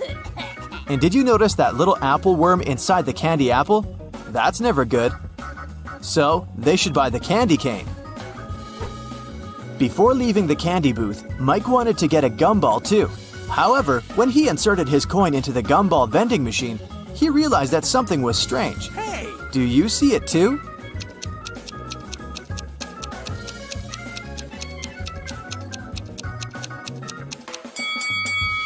Look inside the machine carefully. Not everything in there is a gumball. This and that are eggs. How weird is that? Hey! After eating their candy, they came upon a tent with a sign that said, "Enter if you want to see real magic." They were intrigued, so they decided to walk in. There were 3 different magicians. The first was holding cards in his hands. Then he made them disappear. The second one also had cards, but he was making them levitate. And the third one put a pen through a card, but the card was unharmed after. Only one of them was capable of real magic, and the others were just doing tricks. Can you tell who?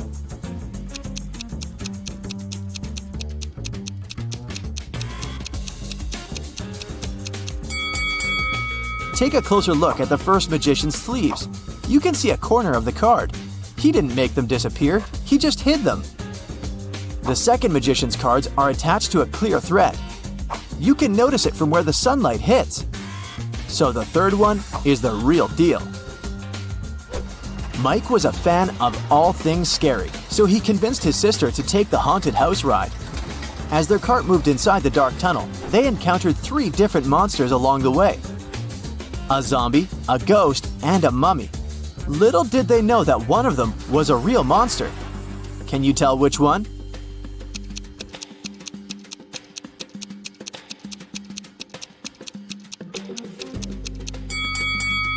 Take a look at the zombie. Its makeup is kind of melting, which means that it must be an actor. As for the mummy, look at his ankle. His skin slightly shows under all that mummy gauze. So he must be a dressed-up actor as well. That makes the ghost the real monster. So creepy. Nancy didn't enjoy the haunted house ride. She wanted her next ride to be something relaxing, so she chose the carousel. Mike decided to skip this one to explore the carnival more.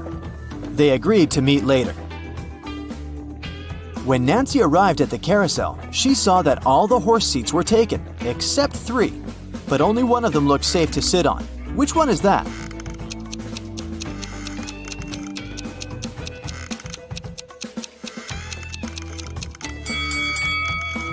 The second horse mount is cracked. It's not wise to pick that one. And the third horse is slowly moving back and forth even though the carousel is not rotating yet. Its screws must be loose or something. So she should choose the first one. It's the cutest one anyway. As Nancy was enjoying the carousel, Mike decided to check out the Hall of Mirrors. The information board said that only one person was allowed inside. Mike entered and had so much fun enjoying all the funny reflections of himself on the weird mirrors. But then, suddenly, he screamed with fear. Why is that?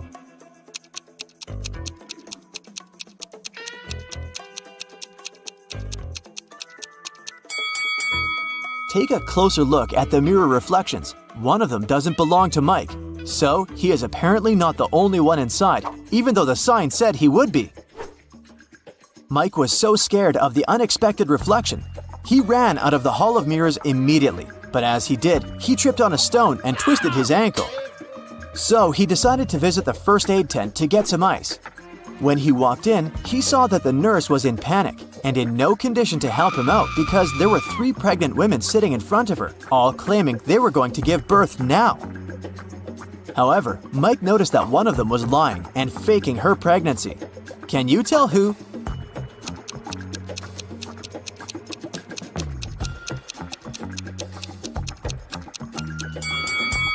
Girl number 3 is clearly the liar. Take a look at the ultrasound picture in her hand. It has the first girl's name on it. She must have stolen it from her, so she's only pretending to be pregnant. Once the real pregnant ladies left for the hospital, Mike was able to get some ice for his ankle and went to meet his sister. At that moment, they heard an announcement coming from the stage. Ladies and gentlemen, gather up to see the strongest man alive. Don't believe me? I'm not lying. Here he comes. See him with your own eyes. Nancy and Mike wanted to see who this man was, so they joined the crowd. A muscular-looking man entered the stage. He said, I will prove to you how strong I am by breaking this thing with my bare hands. But first, you have to guess what it is. Here is my riddle to you. There was a greenhouse. Inside the greenhouse, there was a white house. Inside the white house, there was a red house. Inside the red house, there were lots of little ones. Nancy knew the answer, so she yelled it out. Can you guess?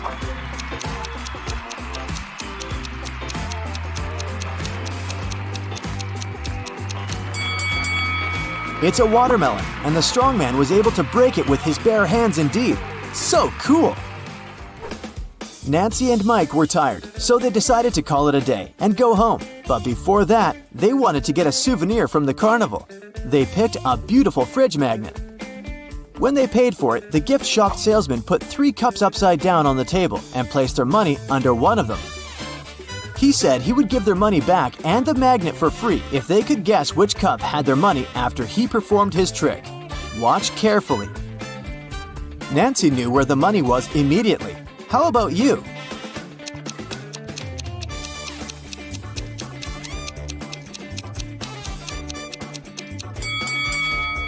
It's here. You thought it was under this one, right? Watch it in slow motion again. Do you see the salesman putting the money under that one with a quick hand movement? Nancy noticed that. What a fun day! Samantha and her daughter Avery went to the lake to spend some time together. They found a nice spot and sat down there. A bit later, Samantha remembered she'd left her camera in the car and went to get it. When she returned, her daughter was gone.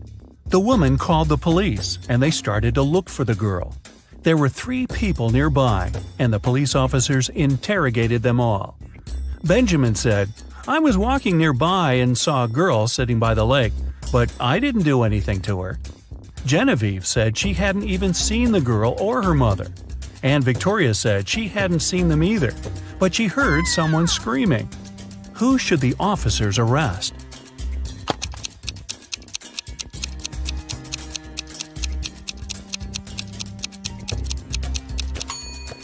They should arrest Genevieve. Look, she's wearing Avery's scarf. Brian called the police early in the morning. He said that the night before, he and his girlfriend Estelle had been watching a scary movie together. Estelle was afraid to go home, so she stayed at his place. She was having a bad dream with zombies chasing after her, and she didn't wake up in the morning. The guy didn't know what had happened, but the police arrested him, claiming he was guilty. Why?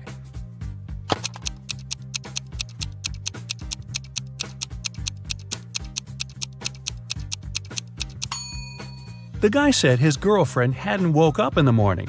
Then, how did he know what she had been dreaming about? Theodore came from New York to his hometown, Chicago, to spend a week with his father. 3 days later, the father called the police and said his son had poisoned himself. The police examined Theodore's things to check if there was anything suspicious. After that, they took the father to the police station for further interrogation. What seemed suspicious to them?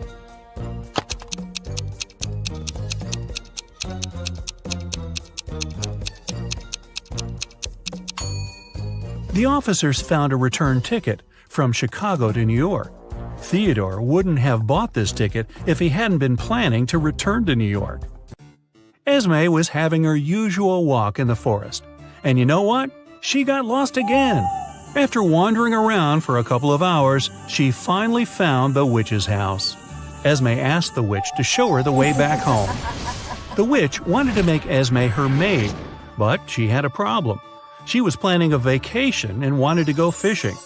Her fishing rod was 13 feet long, and one was only allowed to take things no longer than 12 feet on the train. The witch promised Esme that if the girl found a solution, she'd let her go. What can Esme recommend?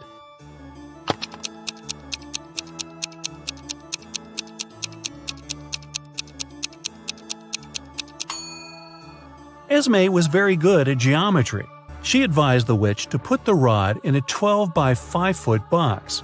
Diagonally, it fit perfectly.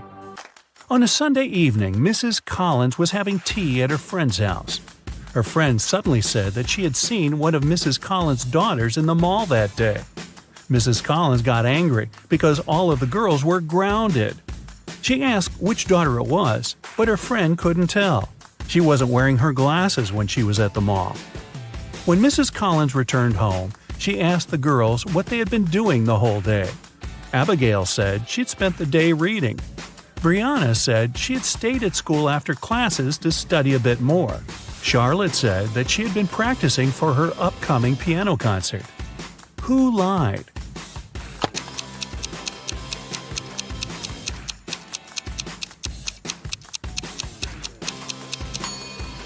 Brianna. It's Sunday. There's no school. A young girl, Tenley, was brought to the hospital after being poisoned. But the examination showed that Tenley hadn't eaten or drunk anything that day. Her sister, Kennedy, said she didn't know anything about the accident. Tenley's friend, Ruby, said, "We were at school when Tenley felt bad." Tenley's boyfriend, Archie, said, "I haven't even talked to her today." How was Tenley poisoned, and who did it?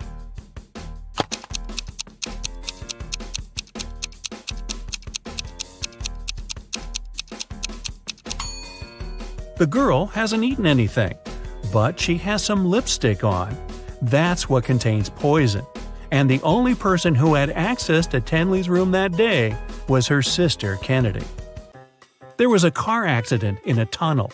The police suspected that one of the drivers, Owen, had fallen asleep behind the wheel. But Owen denied it. "I just couldn't see well because of the rainstorm," he said. The police didn't believe him and immediately arrested the man. Why?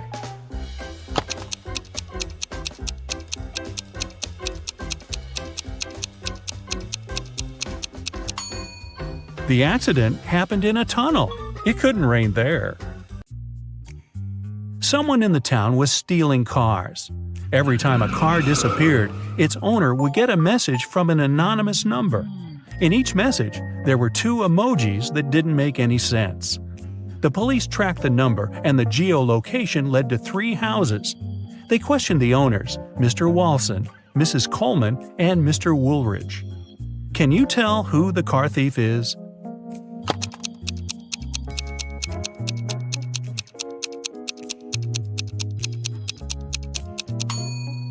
The emojis seem to make sense after all. They're a wall and a father with a son. Combine them and you'll get Walson. So Mr. Walson must be the one stealing cars. Now let's play the game Who's Less Smart? It's early morning. Tom and Joseph are driving their teenage children to school. Who is not smart?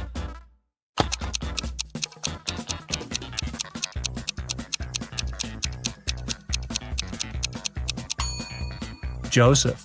His son is not in the car. His father has probably forgotten about the poor guy. So check this out. 3 men are sitting around a table drinking coffee. They all look alike, but only 2 of them are brothers. The third one just doesn't belong at all because he's an alien. Who is it?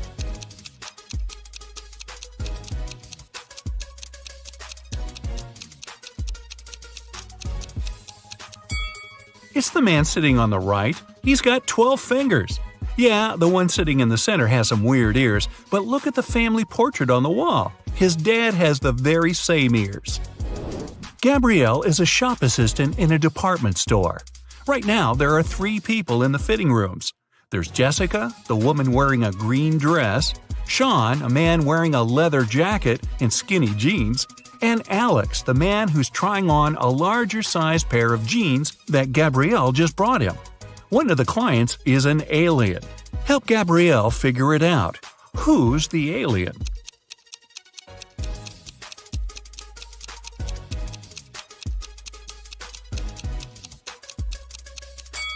It's Alex. Take a closer look at his feet. Only a reptile or an alien would have feet like that.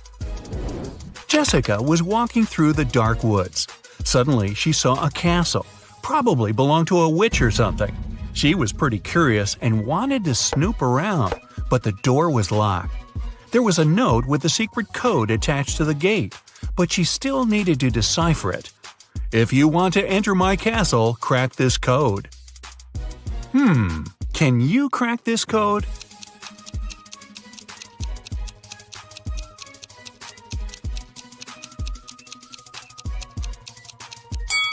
The answer is witch. 2 stars after wing means you need to get rid of the last 2 letters. Same goes for the word tea. For the word chair, you need to cut off the last 3 letters. See? Eric went to the supermarket and grabbed 2 oranges and a watermelon. It cost him $6. Helen went to the same supermarket. She grabbed a lemon, an orange, and a watermelon. She paid $8. The oranges, lemons, and watermelons all have different prices. What's more expensive, an orange or a lemon?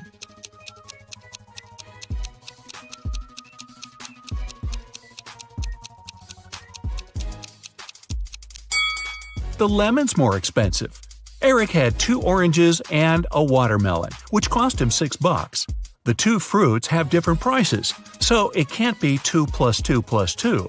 The only possible combination is 1 plus 1 plus 4.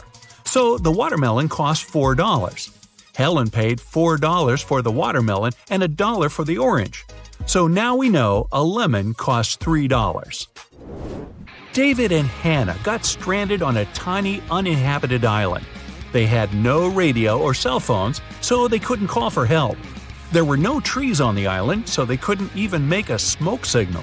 Suddenly, Hannah noticed a plane circling the sky, searching for them. But it was flying too high. There was no way the pilot could see them. That's when she got a bright idea. Soon after, the plane spotted them and picked them up. What was Hannah's idea?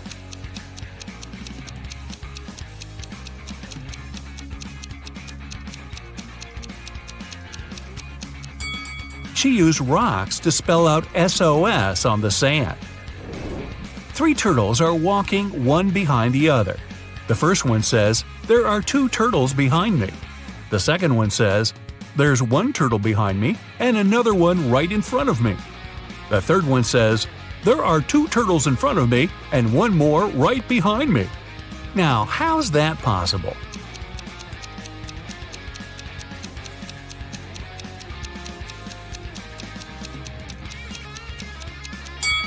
Well, they're walking in a circle, very slowly. On a farm, there's a cow, 2 horses, and a cat. Farmer Jack drives up to his farm accompanied by his dog, Fluffy. How many feet are there on the farm?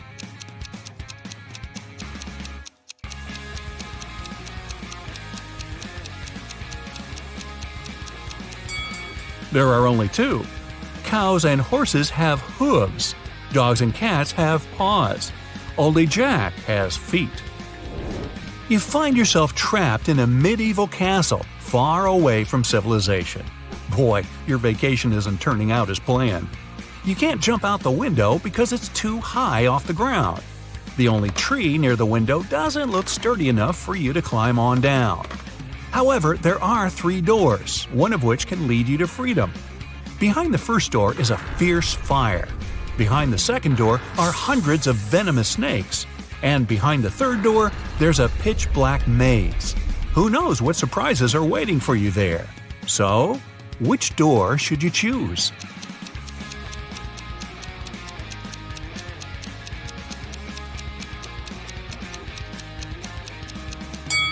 The third door.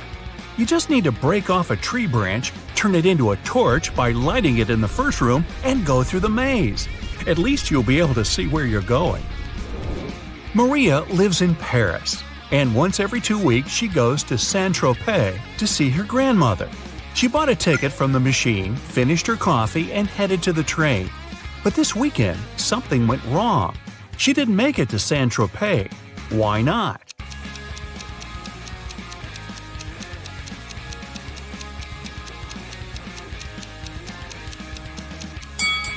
She bought the wrong ticket. It says Saint-Tropez, Paris, but she needed Paris, Saint-Tropez.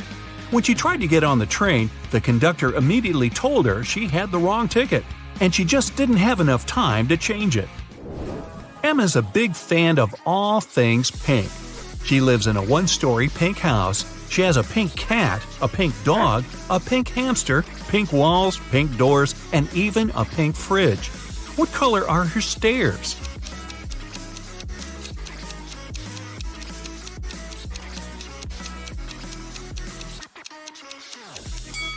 She doesn't have stairs. She lives in a 1-story house.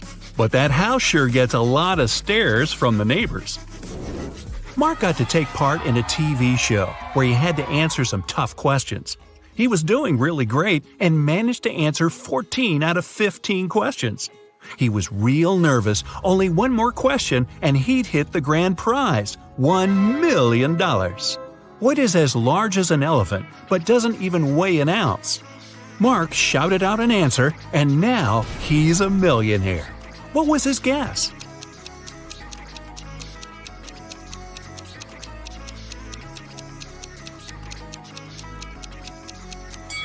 It's shadow.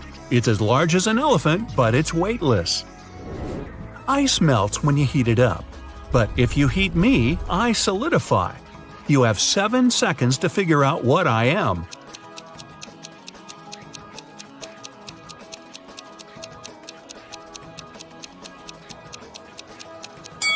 I'm an egg. Hey, don't crack me up. Paolo was on a mission to take some nature pics for his blog.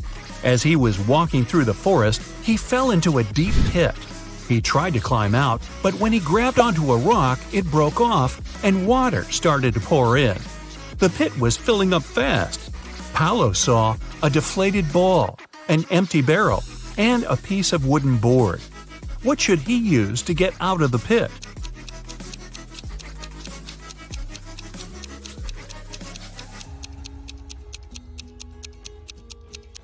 The deflated ball is too small and has a slit in one side.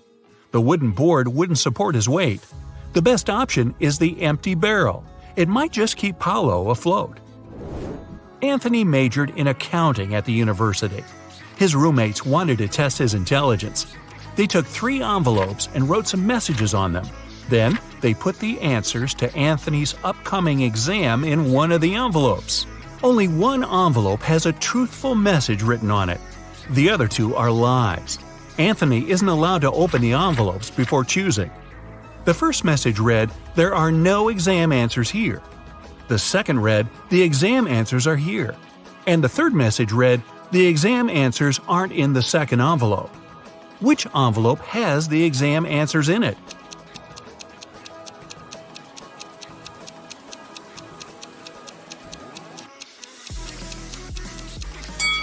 The first envelope has the answers in it.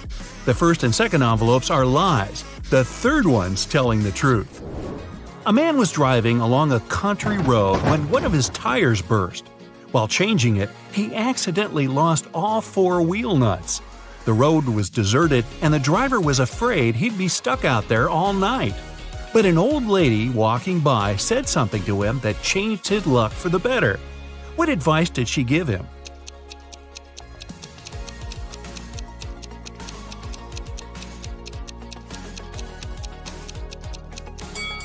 She told him to remove 1 nut from each of the other wheels and use them for the 4th tire. This way, he could get to the nearest service station. King Archibald had no one who could inherit his throne. That's why he decided to hold a contest to find a worthy successor. He gave a seed to every participant and announced that the person who grew the healthiest and most beautiful plant would become the next king or queen. On the final day of the competition, the king saw hundreds of people with plants of all sizes and shapes, but he ignored them all. He ended up choosing a lady holding a pot with nothing in it but moist dirt. How come she won?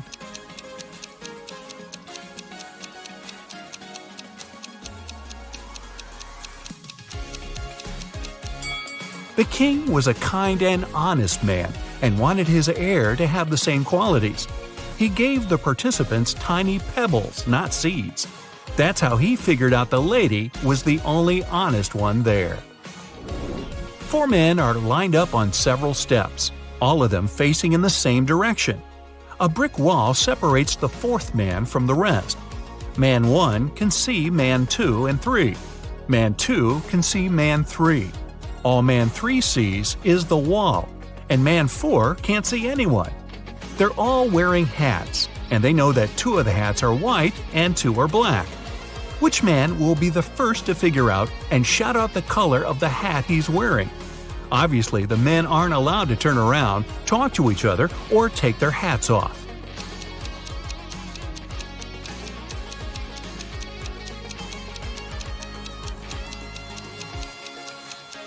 It'll be man 2. Man 3 and man 4 can't see any other hats. Man 1 sees 1 black hat and 1 white hat, so his hat can be either white or black. Man 2 only sees 1 black hat, but he realizes that if he were also wearing a black hat, Man 1 would know his hat was white. And since Man 1 hasn't said anything, Man 2 must be wearing a white hat. And if you figured all that out, well, my hat's off to you. A rich lady booked into one of the best hotels in the city.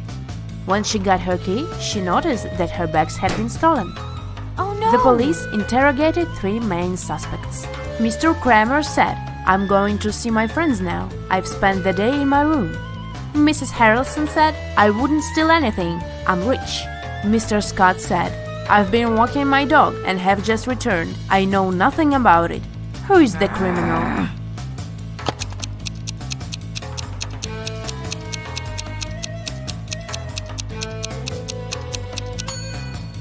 Have you noticed the sign, "No pets allowed," on the hotel door? This hotel has a no pets policy, so Mr. Scott couldn't walk his dog. They wouldn't have checked him in with one. Riley is studying abroad and has a boyfriend her family doesn't know about. Her parents don't approve of dating until she graduates. Riley spent the semester break with her boyfriend on his family's farm, but she told her parents that she had been in New York with her friends. When her mother asked for photos, Riley photoshopped herself into one of her friends' photos. When her mom saw the photos, she understood that Riley had lied. How?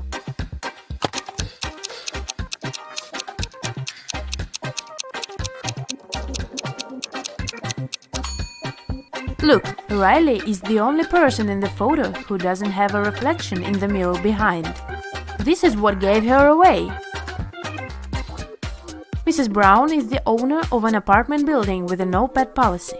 Not even fish are allowed. One night she hears a dog barking on the floor above her apartment. The next day she inspects 2 apartments upstairs. In which apartment does the dog live?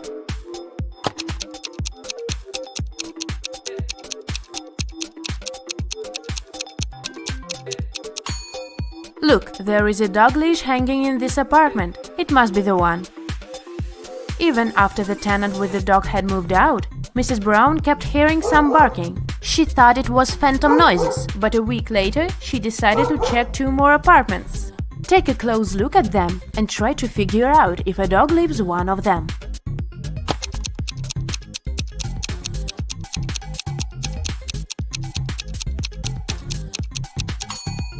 Yes, a dog lives in this apartment. Look, there is a dog hair all over the bed.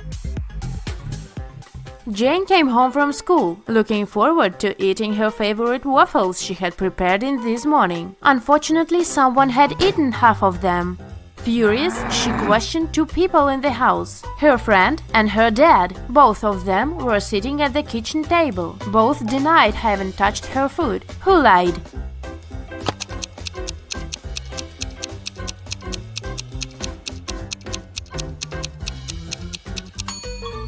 Her father lied. Look, there are waffle crumbs in his mustache. Alice participated in a game show and she won 3 exclusive gifts. A Dolce & Gabbana wallet, a backpack from Dior, and a Tesla. But here is a catch. She is to pick her presents herself by choosing between the original and the replica. Can you help her pick the correct prizes? Here are 2 Dolce & Gabbana wallets. One of them is the original and the other is a replica. Which one should Alice choose?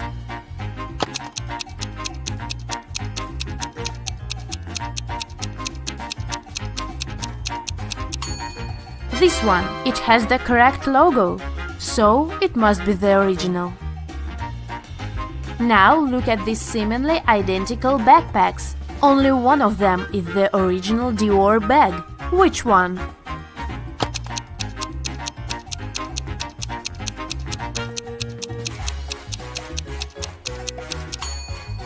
This one. This logo is correct.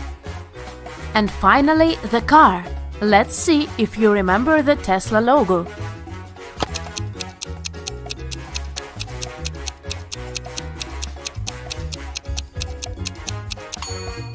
Yes, this is the one. Great job! Daniela graduated from FBA Academy and applied for a job at several secret agencies. She got an acceptance letter from one of them, but it didn't contain any instructions. In the end, there was a number. She tried to call it, but it turned out it didn't exist. Take a look at the acceptance letter. Can you help Daniela figure it out?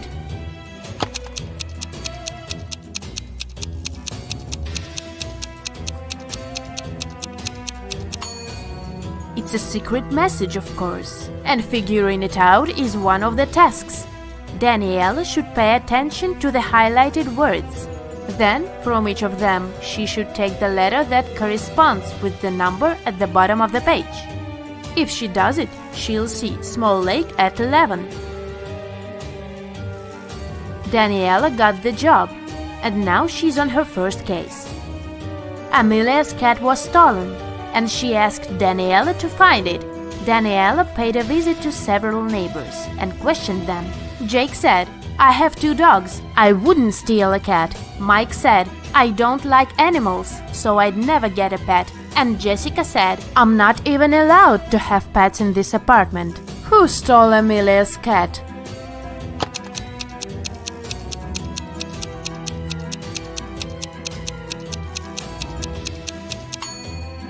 Have you noticed a cat house in Mike's apartment? Why does he have it if he doesn't like pets? He must be the catnapper. Another day, another crime. Daniela was following a shoplifter who had stolen an expensive purse from a Louis Vuitton store. Suddenly, the criminal entered a hospital and disappeared into the crowd. Daniela went inside. She saw 3 visitors. One of them must be the shoplifter pretending to be a patient. Can you tell who it is?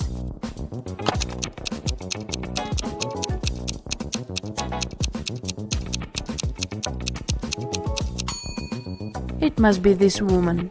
That young woman is pregnant, and this one is wearing high heels, so she wouldn't have been able to run fast.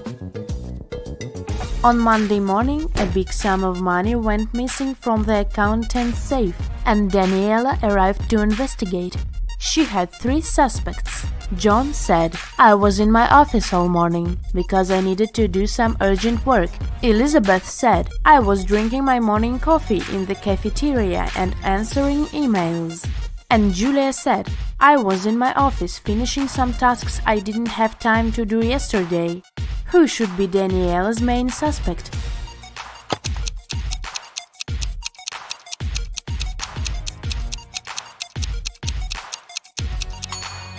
Julia. She mentioned some tasks left from the day before, but it was Sunday. Daniela was spending her Sunday in a theme park when she heard 2 people arguing. It turned out they were arguing over the car keys left in the park's lost and found. Both were claiming them. Take a close look at them and decide who the keys really belong to.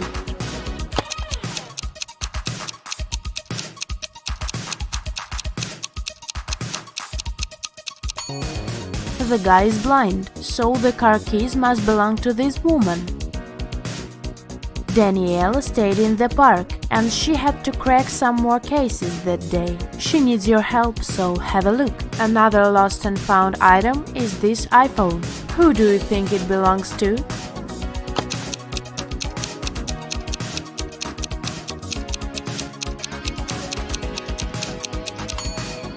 This girl's phone is in her pocket, so the iPhone most likely belongs to the other woman. And the last item is a Louis Vuitton purse. 2 girls are claiming it, but who is the rightful owner?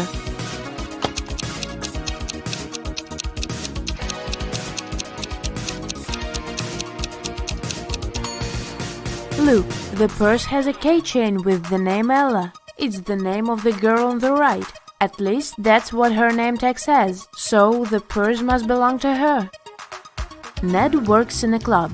His job is to check people's ID cards and not to let any suspicious people in. Take a look at these IDs and figure out who isn't supposed to enter the club. So here's the first one. What would you say about this man?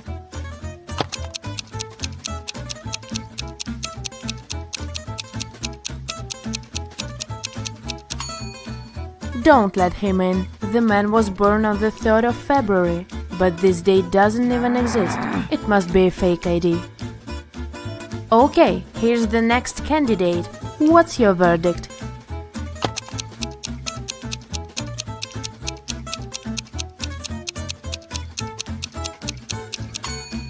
He seems fine. He can come in. Okay, here's the next guest. In or out? What do you think?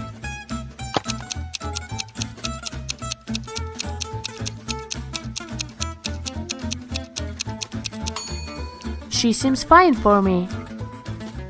Okay, next. Luke, what is your decision regarding this one?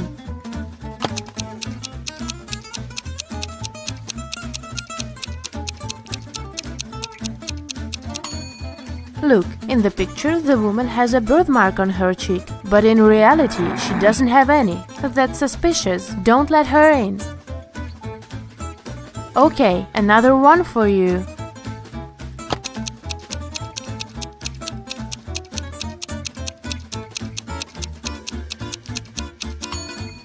Look, the city isn't specified here. It just says Nevada. It's not what other IDs look like. So this one must be fake. I wouldn't let her in. And what about this girl? Would you let her in?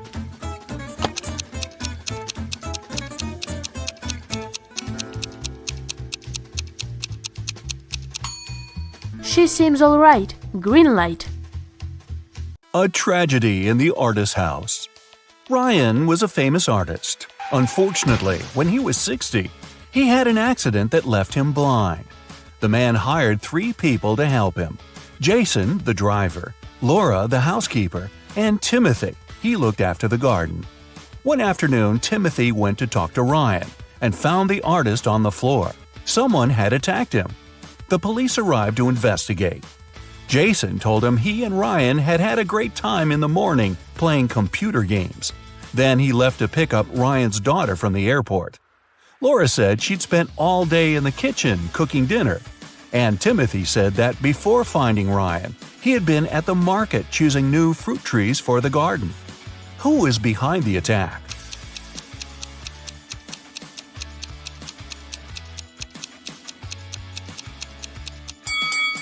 It was Jason. Ryan was blind and couldn't play computer games. Bizarre guests. When Melissa was traveling around Europe, she met several girls who were from the same city as her. They got along very well. When all of them returned from the trip, Melissa decided to organize a get-together and invited them to her house.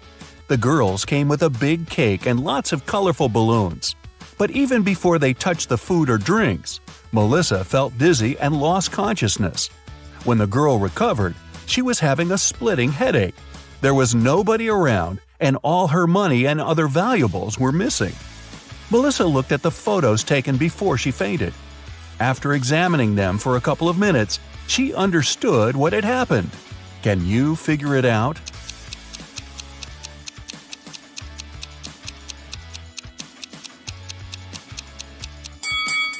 There was sleeping gas in the balloons. The other girls must have put on face masks not to be affected by the gas. When Melissa lost consciousness, they took all her expensive stuff and left. Wow, time to get some better friends, huh? A mysterious disappearance. Stephen called the police and told him his wife Lisa was missing. She called her husband at 8 in the evening and told him she was about to go home, but she never arrived. The police questioned 3 suspects.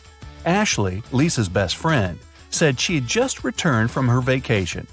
Mark, the neighbor, was sure he'd seen Lisa in the afternoon, driving off in her car. And Paul, Lisa's colleague, told the police he'd spotted the woman in a shopping mall in the evening. Who's lying?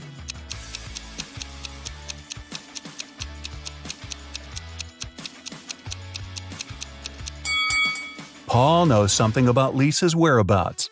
The woman wasn't in the shopping mall that night. She was at a movie theater. A call to the police. Amanda was going through a deserted park when someone hit her on the head.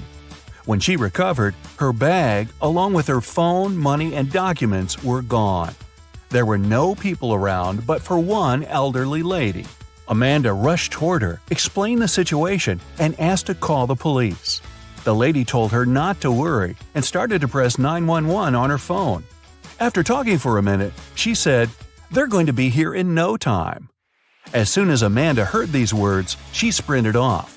Why?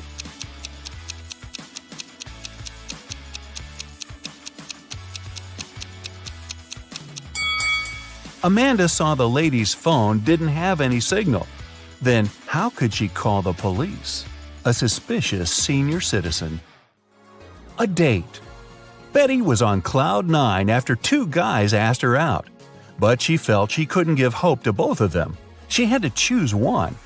Stephen was her secret crush. From a rich family, handsome and smart. She'd been dreaming about him for a year. John was a good guy too. She knew for sure he was kind and funny. The girl was at a loss. Which one should she pick? Any ideas?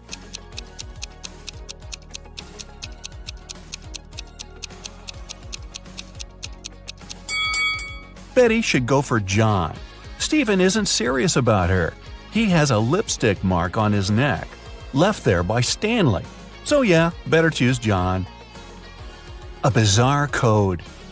Brian's friends invited him to spend the summer vacation in Europe with them.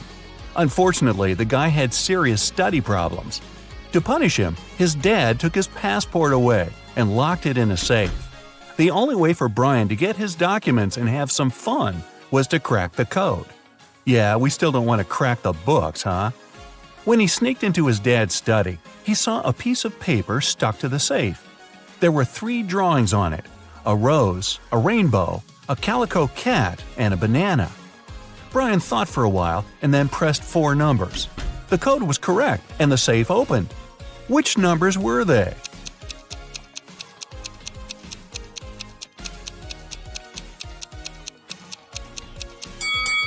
(2731). Each digit corresponds to the numbers of colors of the objects in the picture. An anxious husband. A man called the police. He could hardly talk. "My wife! She got into a car accident!" When the police arrived, the woman had been already rushed to a hospital. The detectives found out that she had crashed into a tree right next to her house. The car was beyond repair. One of the police officers examined the vehicle and saw the woman's bag. Inside, he found her driver's license and car keys, some money and bank cards, a notebook and her passport. After that, the husband was immediately arrested. Why?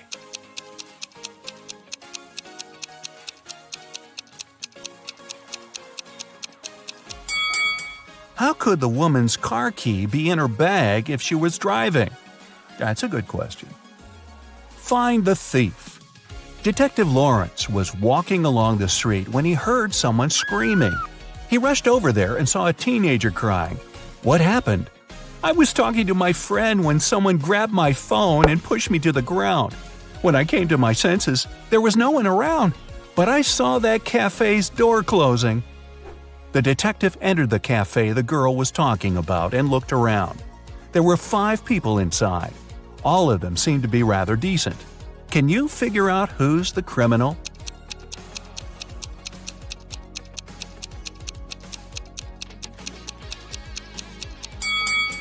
It's the man near the coffee machine.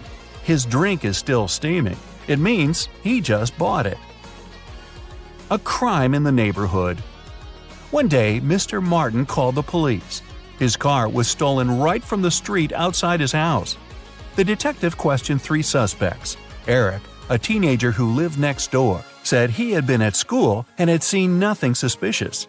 Amy, a young artist renting a house across the street, had been too engrossed in her work to pay attention to her surroundings. But Mr. Brandon, an elderly man whose house was next to Amy's, accused Eric of taking the car. Mr. Brandon was having his breakfast when he saw the teenager get into the vehicle and drive off. Strangely, after his words, the police officers arrested the elderly man. Why?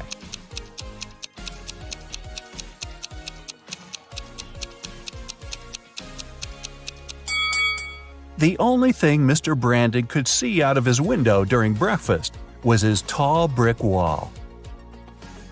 Desperate for help. Kenneth, a newbie police officer, was walking along the street, proudly wearing his uniform. Suddenly, a pretty girl rushed toward him. "Help!" she screamed. "I've been mugged!" After Kenneth made her calm down, the girl told him her story. "I was walking home from college when a man ran up to me.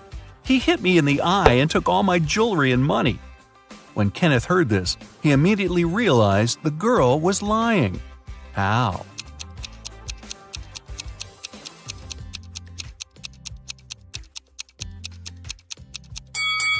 The girl was wearing glasses. If the criminal had hit her in the eye, her glasses would have been shattered. A runaway wife. Sharon's husband was a wealthy businessman. He never had time for his wife. One day, the young woman had enough. She took some money and ran away. She knew it wouldn't be difficult for her husband to find her. That's why she tried to be as discreet as possible. The next hotel where she checked in was good, but nothing special.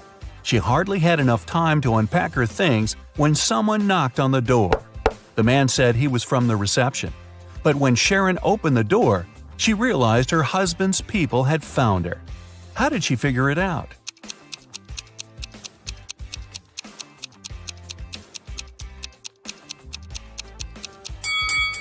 The man's uniform was different from the one the hotel receptionists were wearing. A missing collection. Mr. Bernard had an unusual hobby. He collected rare watches.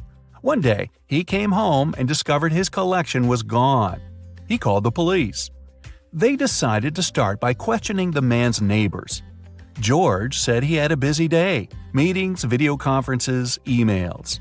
Anna told police she had been feeling unwell since the very morning. She canceled all her plans and stayed in bed. Jason said his car had broken down and he'd been repairing it for the whole day. One person seemed suspicious enough for the police to arrest them. Who was it?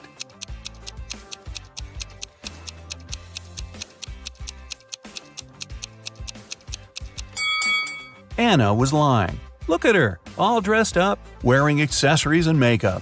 She doesn't look like a person who has spent all day in bed. A blatant lie. A famous pop singer, Anthony Black, was attacked after his concert. He was taken to a hospital. The police questioned several of his fans. Linda was crying. "I took Anthony's autograph and couldn't wait to boast to my friends about it." Lisa said, "I asked Mr. Black to sign his photo. After I got it, I went to buy a coffee." Jason added, "Anthony was super nice and friendly. I didn't notice anything strange." The police immediately arrested the fan who seemed suspicious. Who was it?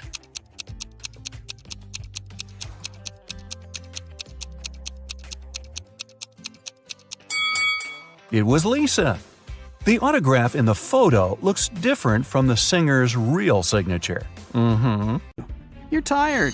Oh, you'll just lie down on the edge of the bed, and a 10-minute nap will really help get your head on straight. As soon as you close your eyes, though, you hear a rustling in the sheets right next to you. Then you feel a cold hand on your neck. You keep your eyes sealed shut. You're way too afraid to open them, but you pinch yourself to make sure you're not dreaming. The fingers on your neck start squeezing ever so slightly. Oh, that's it. You bolt out of bed. As fast as you can, you whip out your phone and try to record the whatever it was. But there's nothing. Only an empty bed. Were you sleeping, or was it real? You noticed something. Phew. Oh, it's just a bad dream after all. What did you notice? I'll give you 6 seconds.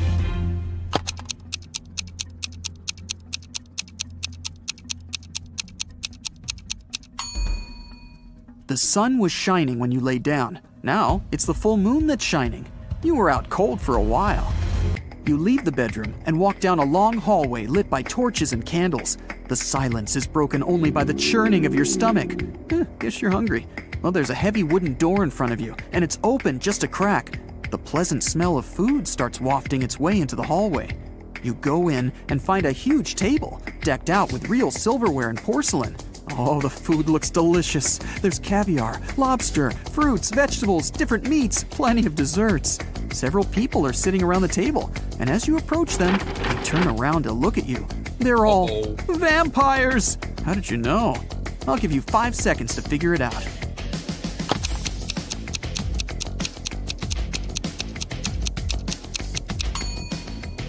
The food on the table is untouched. The vampires have been waiting for their most important dish. You run. You make it back out into the hallway, then dart down a dark corridor. The vampires are chasing you. They're screaming. You find 3 doors at the end of the corridor. The first one has a fire symbol on it. The second has a snake symbol. And the third just says, exit. You try to open it, but it's locked. The vampires are closing in. What are you gonna do? You have 4 seconds before you become vampire food.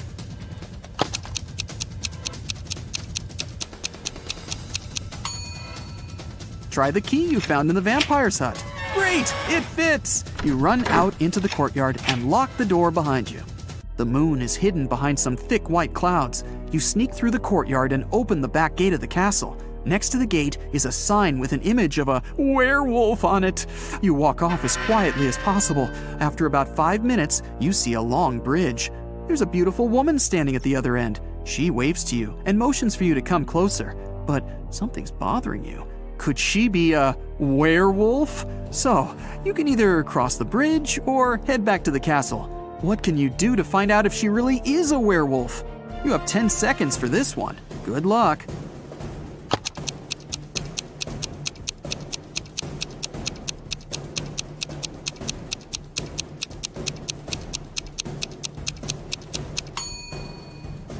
Wait until the moon appears from behind the clouds. Your intuition was right. As soon as the moonlight falls on the woman, she begins to turn into a werewolf. Still kind of cute though. You run back into the castle grounds and close the gate behind you. Okay, reality check. You're in the courtyard. Vampires are inside the castle, a werewolf is waiting outside, and zombies are approaching. You're trapped. Why did you even come to such a scary castle? You pull out your phone and start recording a farewell video. You thank your followers for their views and comments. Thanks for subscribing. You admit that mystical creatures do exist and promise that you'll never set foot in a place like this ever again if you survive. The zombies are closing in and the werewolf is breaking down the gate. Oh, awesome. Your fear is gone and you realize that this whole thing is staged. It's all a show. How'd you figure it out? Watch the farewell video again and find the proof that everything is fake. I'll give you 10 seconds to spot the clues.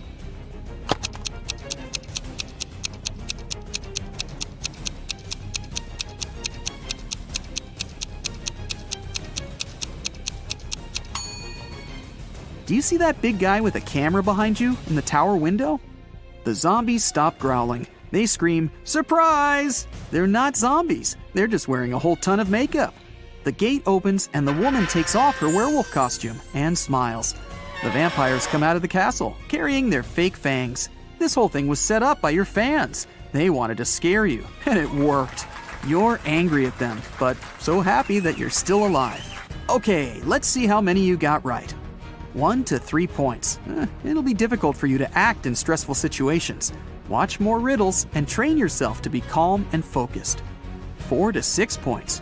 Something really bad has to happen for you to lose control. Phantoms don't seem to scare you at all that much. 7 to 10 points. You don't even know what fear is, but you do know how to come out victorious in any situation. You have one question for your fans. How did they create that floating effect for those dancers? That was awesome. Your fans look at each other. What? What are you talking about? What do you mean? There were no dancers. A slight chill runs down your back. Nelly is approaching a picturesque field. She's carrying a package. If she doesn't manage to open it before reaching the field, she won't survive. Can you guess what's in the package?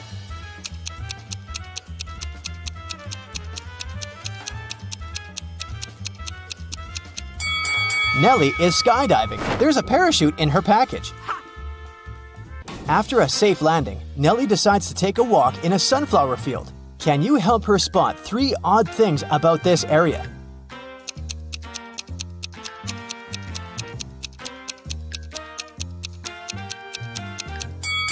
This straw man is winking. This sunflower has teeth. And there are 2 suns in the sky. Nelly walks too far and gets lost in the woods. She wanders around for a while and meets 4 guys sitting on one big tree. Can you help her rank them in order of foolishness?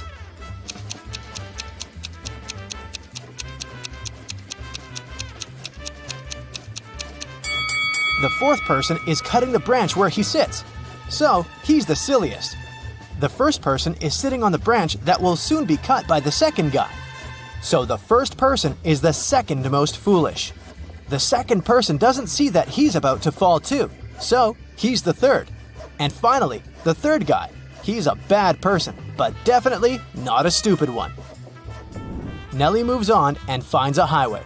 3 people offer to give her a ride to the nearest town. Can you help Nelly choose the safest driver?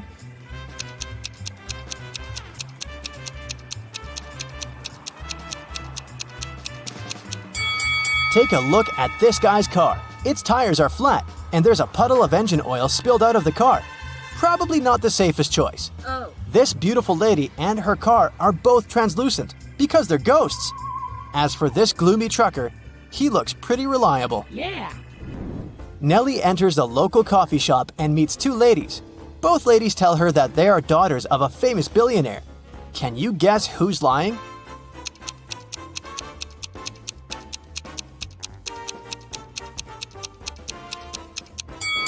The lady on the right is a liar. The logo on her t-shirt is fake. Therefore, she's not rich. Nelly doesn't have any money to buy food. The coffee shop manager feels sorry for her and offers Nelly a free lunch. But first, she has to solve his tricky riddle. Nelly agrees. Here's the task. People have stepped on me, but not many. I never stay full for long. I have a dark side. What am I? Can you help Nelly win her free food?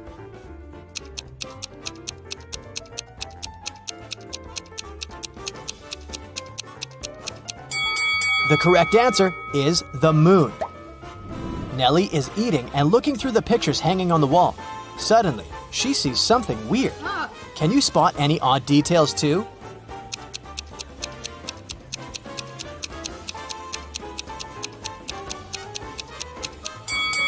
This person appears in both pictures, looking young and pretty. But the time distance between these two photos is 100 years. Nelly enters a flower shop and sees the owner putting bouquets in big vases.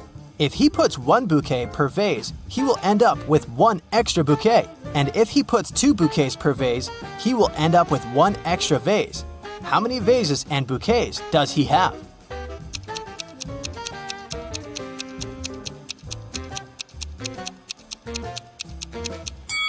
He has 3 vases and 4 bouquets. The flower shop owner offers Nelly a job. He has just received a delivery. There are 3 boxes labeled red roses, white roses, and red and white roses. Each box is labeled incorrectly. Nelly has just one chance to pick up a flower from any box and then label the boxes correctly. Can you help her accomplish this task?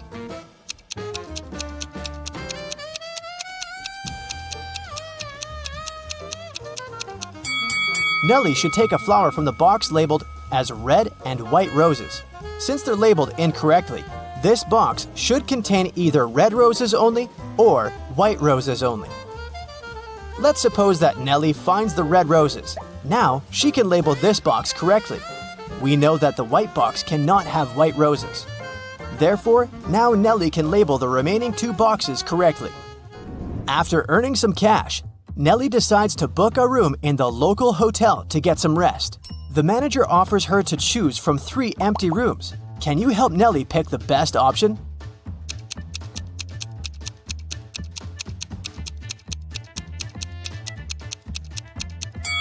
There are cracks in the window glass in the first room. Very unsafe. And there's a zombie hiding under the bed in the 3rd room. So, Nelly should choose the 2nd one. Nelly locks herself in the room. She opens the window and stands nearby, breathing fresh air. Suddenly, she throws something out of the window. Nelly passes out very soon after doing that. That's a mystery because she's perfectly healthy and nobody did anything to her because the door is locked. Can you find any logical explanation for what happened here?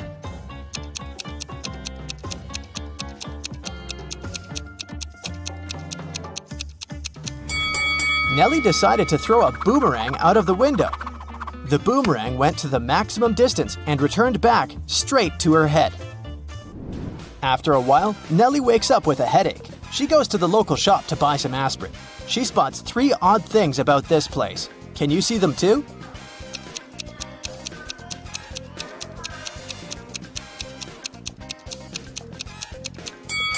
There's corn on the shelf along with napkins and toilet paper.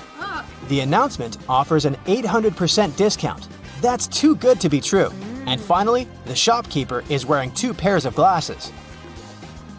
Suddenly, the shopkeeper begins to yell, "Someone stole my money!" And he locks the customers inside the shop and calls the police. They arrive and question 4 suspects.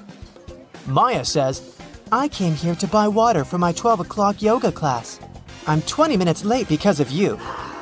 Bob says, What's the point of stealing cash? Everyone knows that people use cards nowadays. Lily says, this shopkeeper is a bad person. He deserved that. And Nelly replies, sorry, I was focusing on my own purchase. I didn't see anything suspicious. After hearing that the officers had arrested one person, can you guess who?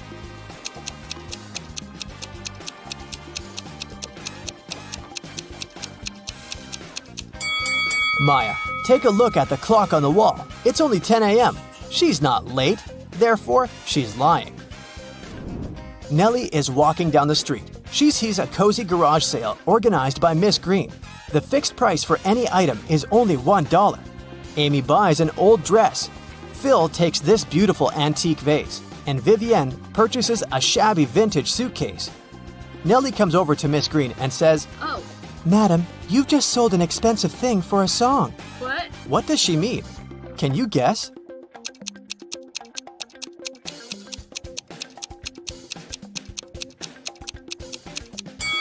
Vivian lifts this suitcase quite easily, so it's probably empty. And besides, it has holes in the bottom. Therefore, it can't be precious. This vase isn't antique. It has a sticker from a dollar store. Although this dress is dirty and torn, it has a large, expensive brooch pinned to it, so many gemstones can't cost just $1. Nelly asks Miss Green if she can use her bathroom. Miss Green says, Sure, it's at the end of the corridor. Nelly is walking down the corridor and confuses the doors. Nelly ends up in this messy kitchen. The door won't open. Can you help Nelly find a key?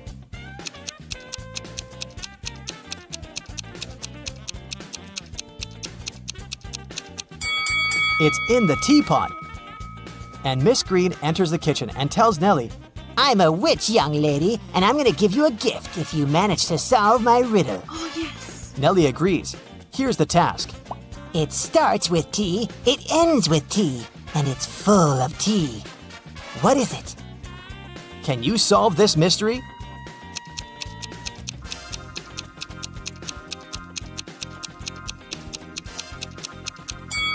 The correct answer is a teapot again.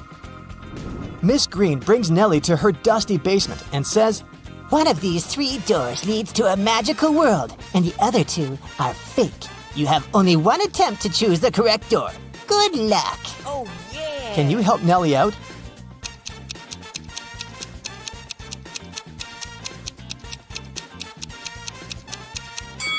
She should choose the 3rd door. Take a look at the floor. Dusty footprints lead to the 3rd door only, which means that doors 1 and 2 are fake. Nelly opens the 3rd door and enters an enchanted forest. There are 4 ways to cross it, but all 4 passages are pretty dangerous. A hungry dragon is waiting for her on the first route. A massive fire is burning all over the 2nd path. And the 3rd path is basically a windowless tunnel. And the 4th passage is full of scorpions and snakes. Can you help Nelly choose the right path?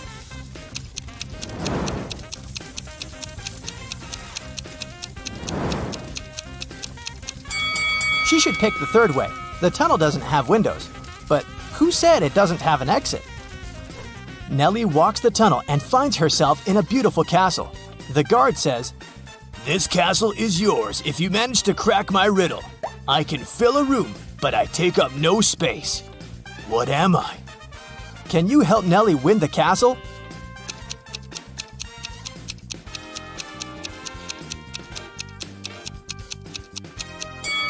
The correct answer is light. Okay, time for more riddles, the Parents Edition. There are 3 categories of questions. Easy, which award 1 point each, average for 2 points, and hard for 3 points. We're going to start with the easy ones. Remember, every correct answer gives you 1 point. Jason and Steven are home alone with their kids. Jason is talking to his mother, and Steven is watching a baseball game on the TV. Who's being negligent?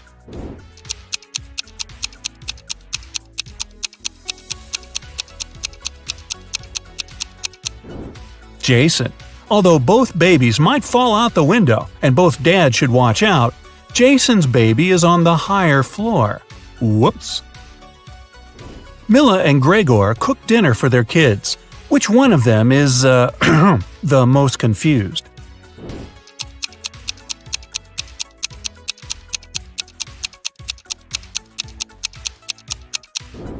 Milla. She accidentally mixed up the plates. She gave the dog her daughter's food and is about to feed her daughter dog food. Yum. Sabrina and her son went to the mountains to spend the day sliding. Adam is barbecuing in the backyard while watching his daughter. Who's not watching their child properly?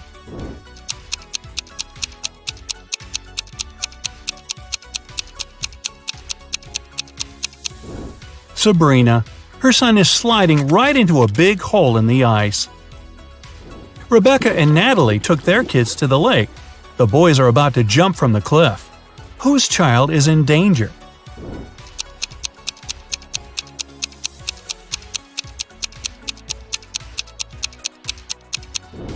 Natalie's. There's rocks under the cliff her son is about to jump from.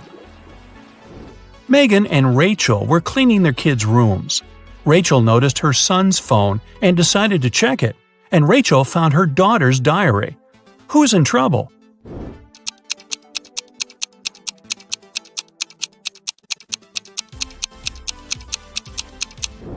Rachel. It's bad to read a child's personal things, but she's also going to be busted because her daughter is about to walk into the room. Mary and her son are spending time on the beach. Chris and his children are watching a TV. Which parent is doing something wrong?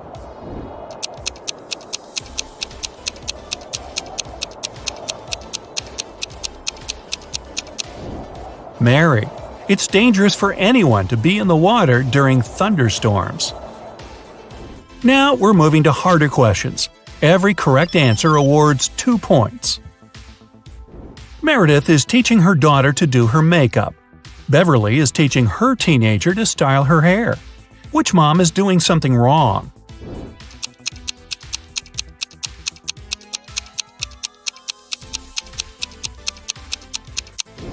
Beverly. The hair straightener isn't plugged in. Nicole and Diana are spending time with their kids. Nicole is reading to her son, and Diana is watching cartoons with her daughter. Who is not behaving wisely?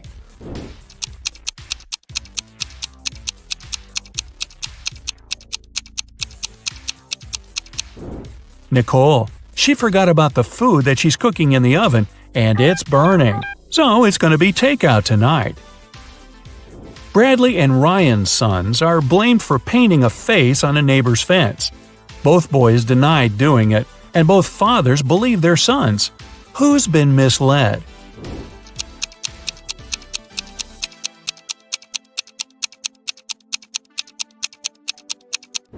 Ryan.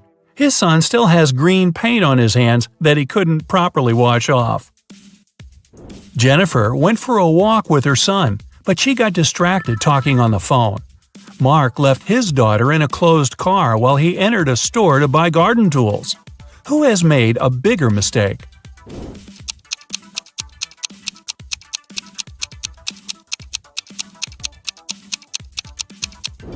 Mark.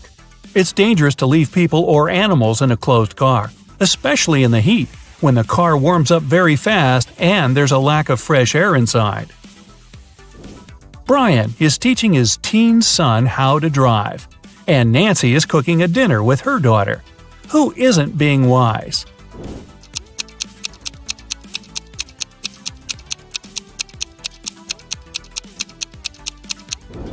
Brian.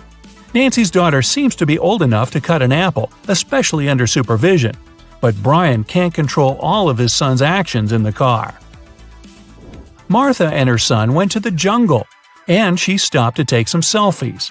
Peter took his son camping, and he's setting up the tent while his son is trying to light a fire. Who's not being smart?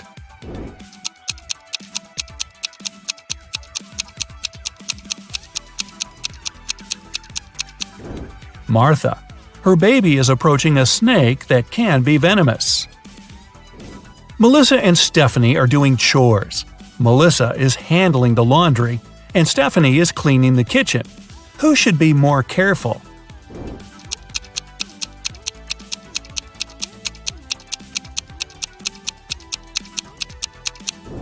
Stephanie. Her daughter put her cell phone in a dishwasher. Tiffany and Michael's sons came back home after a study evening at their friend's house. Neither parents are suspicious. However, someone's son wasn't studying tonight. Who overlooked a party guy?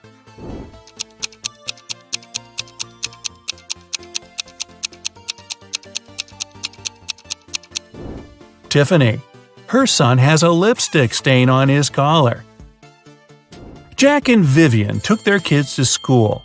Now Jack is walking to work and Vivian is driving to a store. Who forgot something?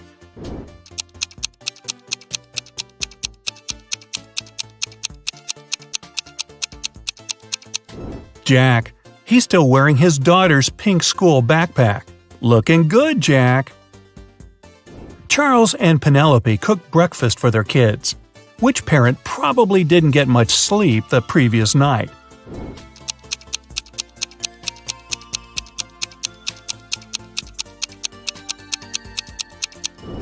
Penelope.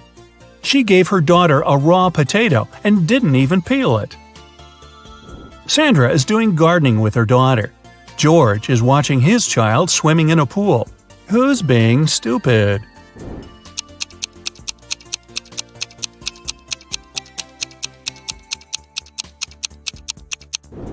George. He fell asleep and left his son in the pool unsupervised. What's more, the boy took off his armbands and can drown. Uh-oh. Elizabeth and John's daughters came home. They said they were doing a group science project, and both parents believed their daughters. Who didn't detect a lie?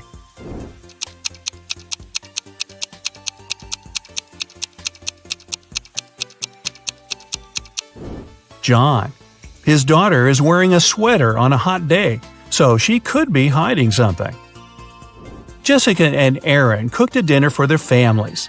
Jessica cooked Thai soup, and Aaron made mashed potatoes. Who is a bad cook?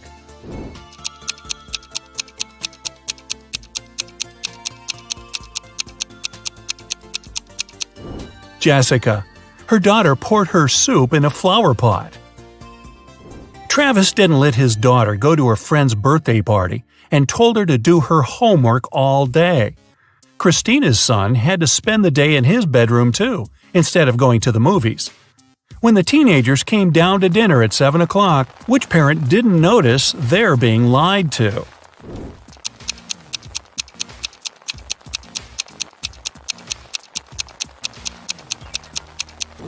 Travis. It's raining and his daughter has wet hair.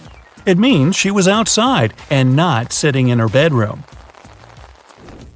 And finally, the hardest questions for 3 points each.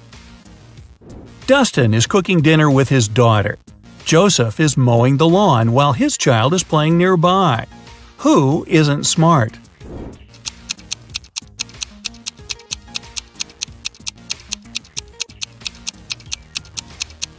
Joseph. Lawnmowers are very dangerous machines and should never be used if there are kids around. Sean is teaching his little son how to chop wood. Camilla is listening to music and washing the dishes while her baby is sleeping upstairs. Who's making a mistake?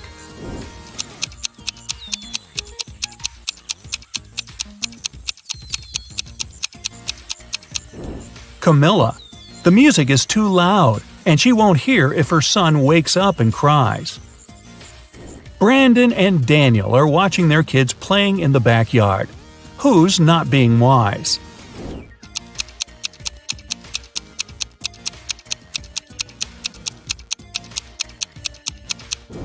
Daniel. His son is playing in the sunshine without a hat on and might get sunstroke. Pamela is getting ready for the meeting with her son's teacher at 12 o'clock.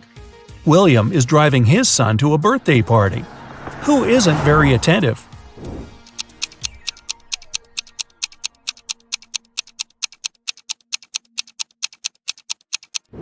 Pamela. She must have confused the time. The meeting was at 12 o'clock, but it's already 1:30. Thomas is reading a newspaper while watching his son. Molly is talking on the phone while dinner is cooking in the oven. Who should rethink their actions?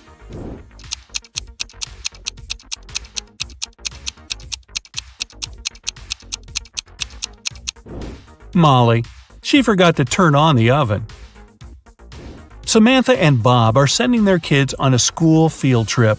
Which of the parents forgot to do something?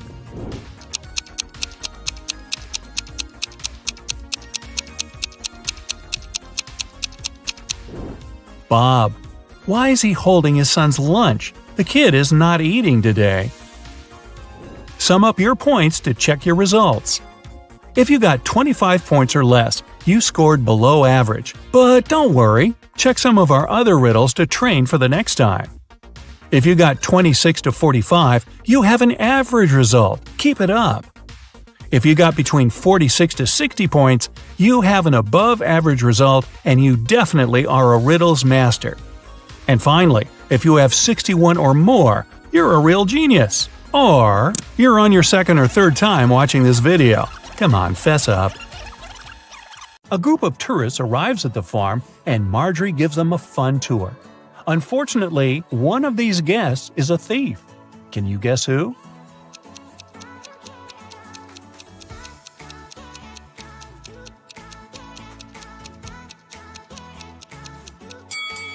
This lady. She's sneaking cash from another person's purse. It's raining heavily all day, so Marjorie stays home alone and fries pancakes in the kitchen. Suddenly, she realizes that she had forgotten to switch off the TV in the living room and goes there. In a minute, Marjorie returns to the kitchen and gets speechless. Why? Can you guess?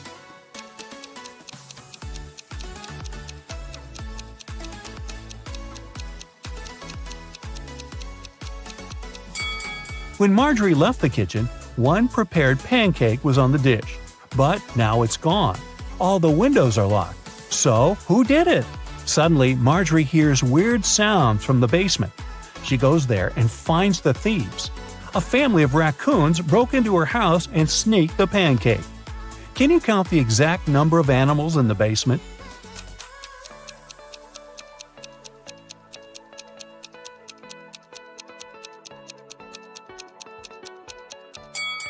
The task was to count the number of all animals. So the correct answer is 7.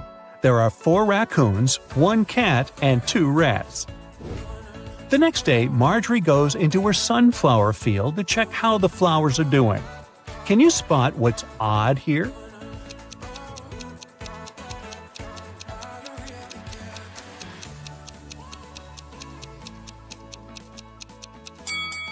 There's a socket built into the ground. Marjorie goes to Megan's birthday party. One of the guests has the number 2 written on his forehead, and the other has 3. Megan offers everyone a game. All 3 of you have a number on your forehead. The number on one of your foreheads is the sum of the other numbers. All the numbers are unique. Now, you can't talk to each other. If you guess your number correctly, you won't have to wash dishes. So, can you guess Marjorie's number?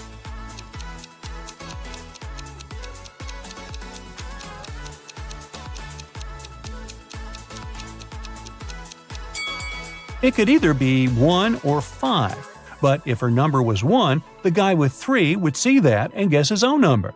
Therefore, Marjorie has the number 5 on her forehead. The next day, Marjorie enters the farm's main barn. It's time to plant flowers in larger pots. She takes off her diamond ring to protect it from dirt.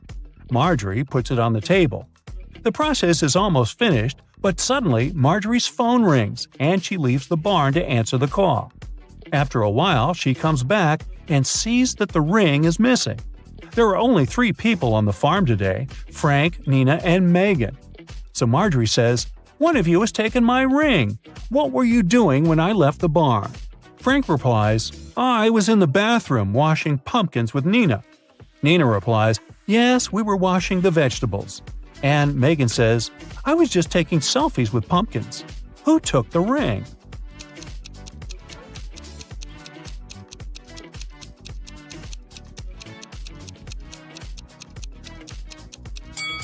Look at this bird cage. It was opened.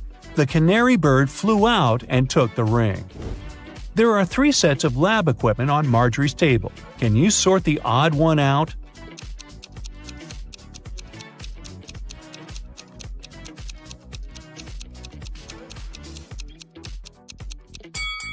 This one doesn't have a flame. Marjorie throws a harvest festival at her farm. Her friends and coworkers chill all together. Can you spot any zombies among them?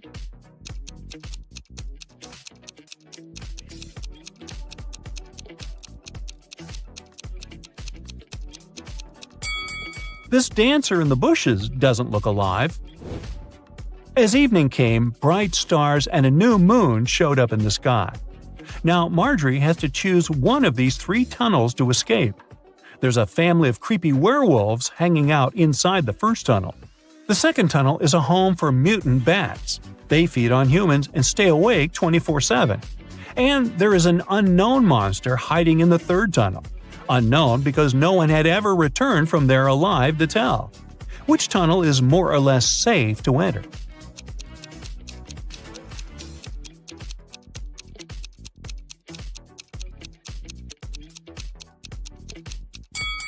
Marjorie should choose the first tunnel.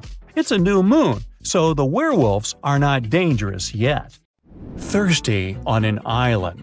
Simon was shipwrecked and washed up on the shore of a deserted island. He's thirsty, and the only thing he has is a plastic bag and a straw. After looking around, he sees a juicy cactus, a tall leafy tree, a dirty pond, a pool of mud. How can he use the plastic bag to get water?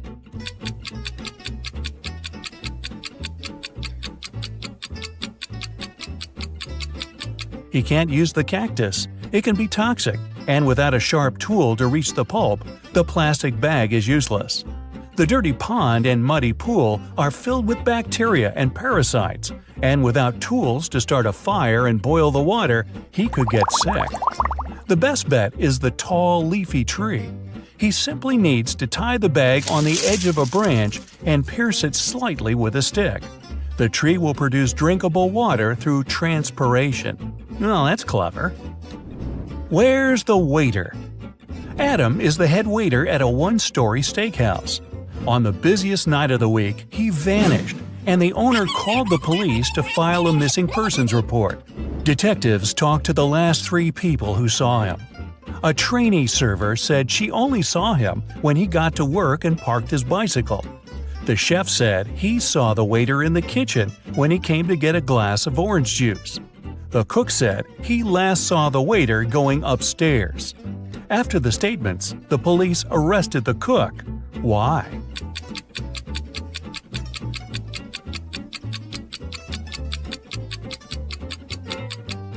This was a 1-story restaurant. He couldn't have gone upstairs. Spilling the tea. Susie went to study for her university exam at a coffee shop. She ordered a white tea and sat down. 10 minutes later, she got up to go to the bathroom. When she returned, her laptop wouldn't turn on and her teacup was empty. Someone had spilled the tea on her computer and cleaned it up. She called the manager, told him what happened, and they came up with 3 suspects. The barista said he had been swamped and didn't see anything. The supervisor said he was sorry that the milky tea spilled on the computer, and he could see if insurance would cover the cost. The head barista said he was sorry the milky tea spilled on her laptop, and he'd make her another one while they waited for the police to arrive. Immediately, the store manager knew who did it.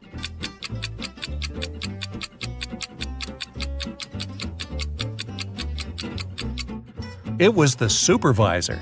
He couldn't have known that the tea had milk in it since it was cleaned up. The only person who remembered the order was the one who prepared it.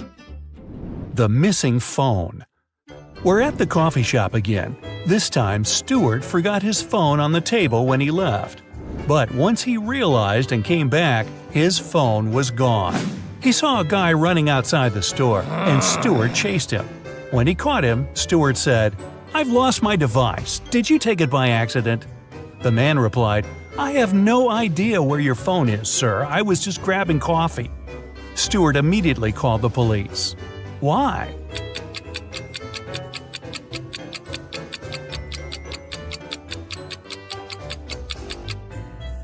steward told him he lost his device. That could have been anything from a smartwatch to a camera or something else. The guy couldn't have known it was a phone unless he took it. Where did the baker go? The Cupcakes Den is a local shop that became famous for its tasty, well, you guessed it, cupcakes. On Monday morning, the head baker vanished, and the shop couldn't deliver the 200 cupcakes they had promised for a birthday party. The owner called the police, and they had 3 suspects in their custody. The helper said he had gone out to buy more frosting, but when he returned, the baker was gone. The waiter said he had been cleaning the shop of the massive mess from making the 200 cupcakes. The manager said he was meeting with a new supplier to get more beef jerky at the shop. The detectives knew who was lying. Can you guess it?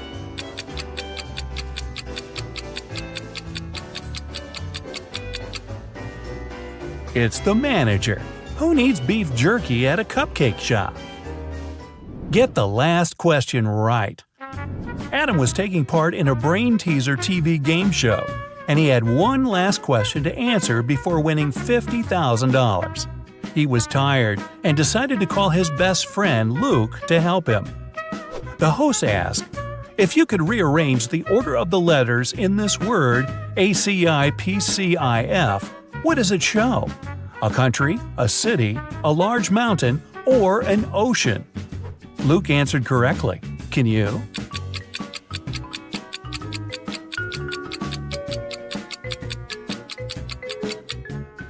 An ocean. If you unscramble the word, it shows Pacific.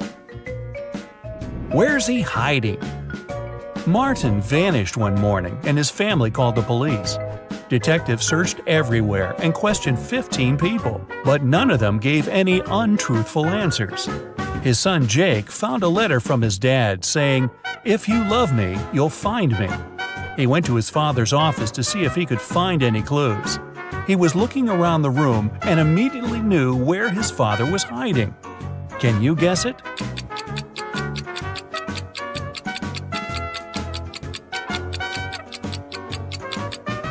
On the wall, there's a picture frame with his dad's cabin, and it's got a hand-drawn circle on it. He must be there. Lost in an underwater cave. Sarah just got her certificate as a cave diver. She decided to spend her afternoon exploring some dangerous underwater ocean caves. While turning left and right, she got lost. She didn't have enough time to look for her way back and continued swimming further.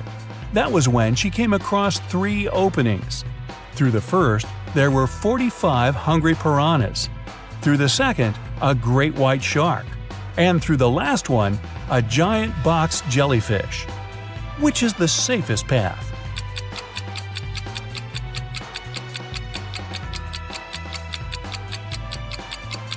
The first one. Piranhas are freshwater fish. They can't survive in salt water. The van.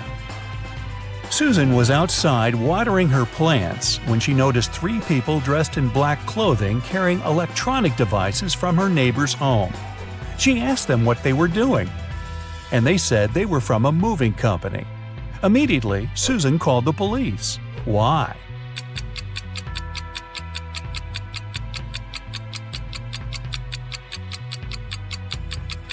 There were no license plates on the van, and movers don't only carry electronic equipment, but all sorts of stuff. The prison escape. One morning, Detective Smith was called into a maximum security prison to discover how 3 men had managed to escape from their cells. The prisoners could neither see nor talk to each other, but they arranged their escape together. They went to the shower room at breakfast, lunch, and dinner, and only one person was allowed in at different periods. How did they manage to communicate and escape?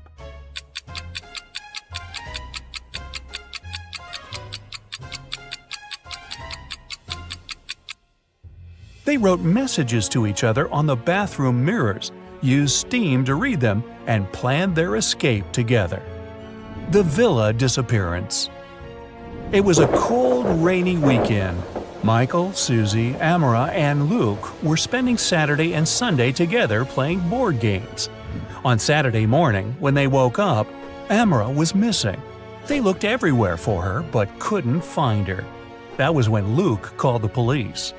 Detectives examined the room and asked everybody what they were doing at 4 a.m. Luke said he couldn't sleep, so he went downstairs to the gaming room to play some online games. Michael said he couldn't sleep either, so he went outside to look at the stars. Susie said she followed Michael outside to get some fresh air. That was when the detectives figured out who was lying.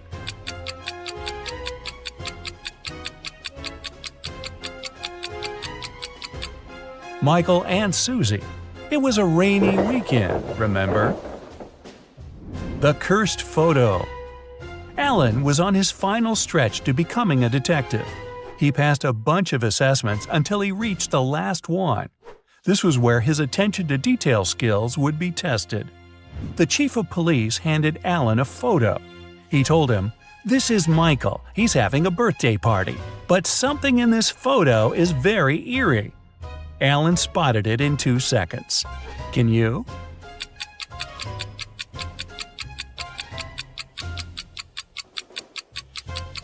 There's a hand inside the blue balloon. Well, how did it get there? The right amount of water. Peter was the best problem solver in his class. One day, his chemistry teacher called him up to test his intelligence and inspire his peers. He gave Peter 3 glass jugs. None of them had any measuring markings on them, but just a label showing their maximum capacity. The first jug was filled with water up to the top, and the label read 8 liters. The second was empty, and its label showed 5 liters. The third was also empty with a maximum capacity of 3 liters. The teacher told Peter to arrange the liquid so that only 2 liters remained in one glass jug without using any measuring tools. Peter figured out how to do it in 4 seconds.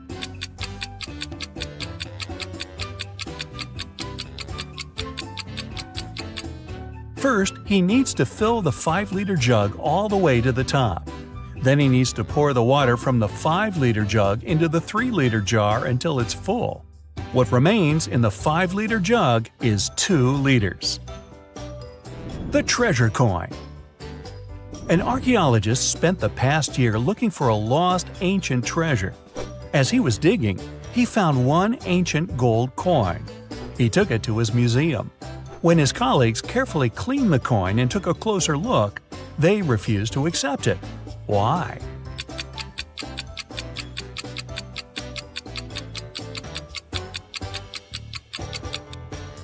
It reads 100 BCE on the back. Ancient people didn't know they lived in that era. Or did they? No, they didn't. You walk through the streets. There's a warning on a post about lizard people charging at the inhabitants of the city. You remember investigating this case, but you couldn't find these reptiles. Now you need to go to the park. For several days, a large werewolf has been scaring the residents there. You know that the werewolf has a wife, and she is the only person who can calm the monster down and help him return to his human form. You have found 3 girls. Each of them might be the werewolf's wife that you're looking for. You ask his wife to approach him, but none of the girls admits she's the one you need. So you have to make your own choice.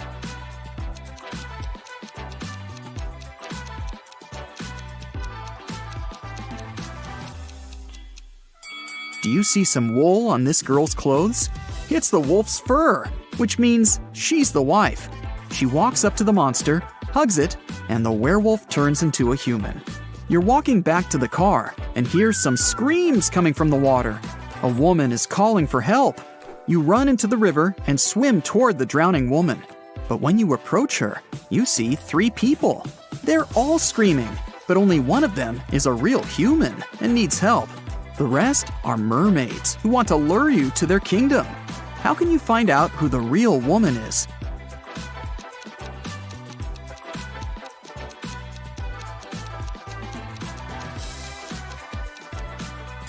Just dive and check who has a fishtail. Emily has won the lottery, and now she can choose her prize. There are 3 options: a brand new Ferrari, a Gucci handbag, and Jimmy Choo shoes. Take a closer look at them and tell which prize she should choose.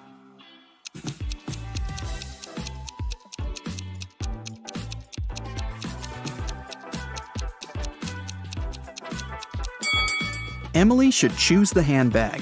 The logos of Ferrari and Jimmy Choo are wrong, so the car and the shoes must be fake.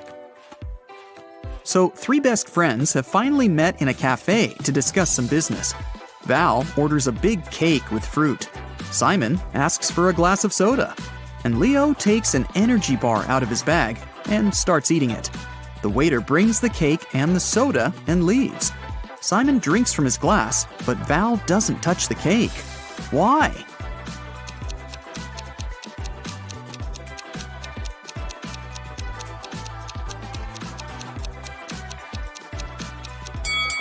There are slices of tomatoes and cucumbers on it. Val asked for a fruitcake. An archaeologist makes his way through the dense jungle of an unknown island. He's looking for a valuable treasure, a 2,000-year-old ancient cup.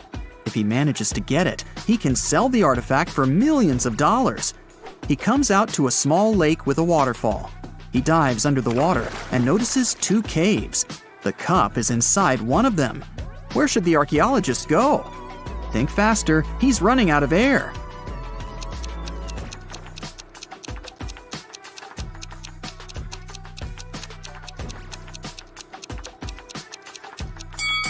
He needs to swim to the left cave.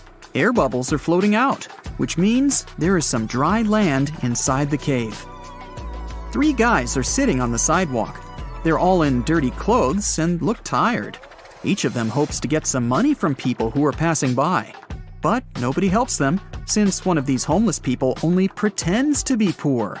Passers-by see this and don't want to help any of them. Who do you think is pretending?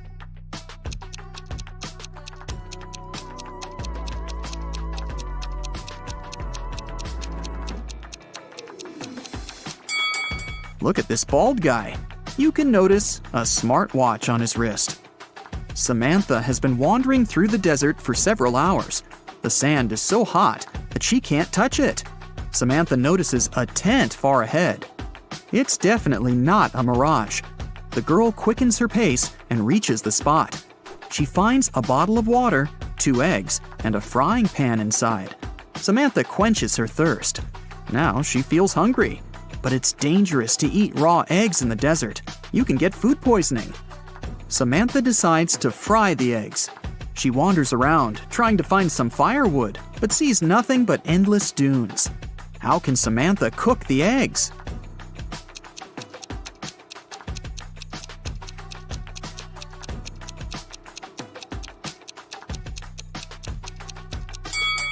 She can put the pan on the sand. It's hot. The sun will add to this heat, and the eggs will fry. After taking a shower, Albert realizes he's lost his wedding ring. It seems that the ring fell down the drain. Oh no, his wife will return home soon, and she'll definitely notice this disappearance. The wife enters the apartment. She looks at her husband, asks him to turn around, and pulls the ring out of his hair. It got caught there while he was in the shower. But how did the wife know the ring was there? Albert was facing her.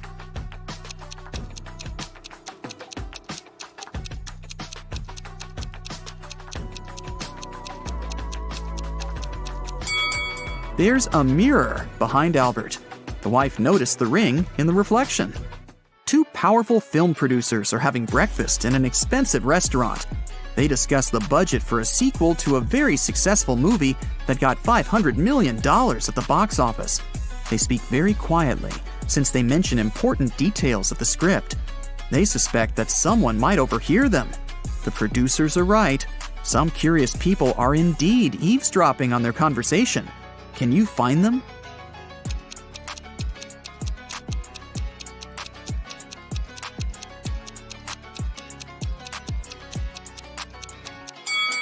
There's a guy at the next table holding a magazine upside down. Obviously, he isn't reading it. He must be listening to the producers. That girl over there is a journalist. There's a camera lens sticking out of her backpack. See? She will post a video, and fans will be able to read the producer's lips. That man is eating a salad, But you can notice a microphone hidden in his long hair. 3 people are standing in line in front of an ice cream cart. The first guy is taking a cone from the seller. The guy behind him is nervous. His hands are in his pockets. The third guy is looking at something through binoculars. Which of them is a police officer?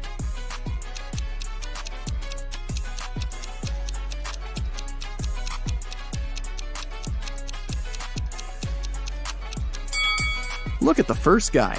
He's got a police radio in his pocket. "Where's my money?" the owner of the diner screams. It's 30 minutes till the end of the working day, but there's no money in the cash register. 3 employees have been working today, but they swear they haven't touched the money. They say there have been no customers in the diner. The boss doesn't believe them.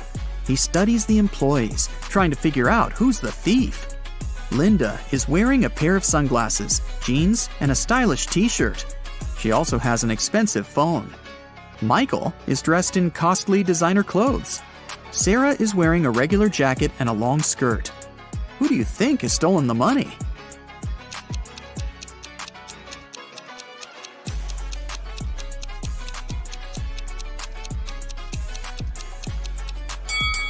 They're all telling the truth. Look at the sign on the door. Open, it says. This means people passing by the diner see the closed sign. The employees simply forgot to turn it over, and that's why there have been no customers.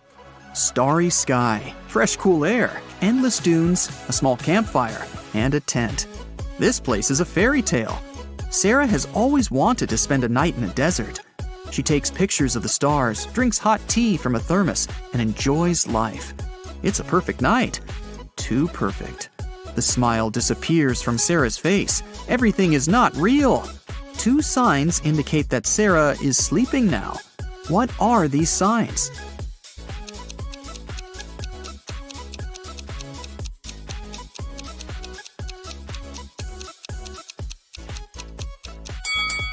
Two moons are shining in the sky. A sea crab is looking at Sarah from the sand. But it's scorpions that usually live in deserts, not sea crabs. Mary opens her eyes and realizes that she's in an unknown place. There's a lot of trash in the room. A red lamp is flashing from the ceiling. Something must have happened here. Mary can leave through the door. It's open. But wait, she needs to take some useful stuff from the room. But what? She can only choose 2 items. Which ones?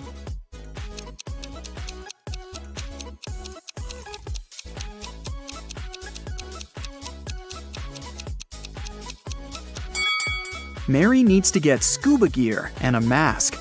Look at that small window. Fish are swimming by. Mary is underwater. The Millers and the Johnsons are going on a vacation. Can you tell which family has a daughter?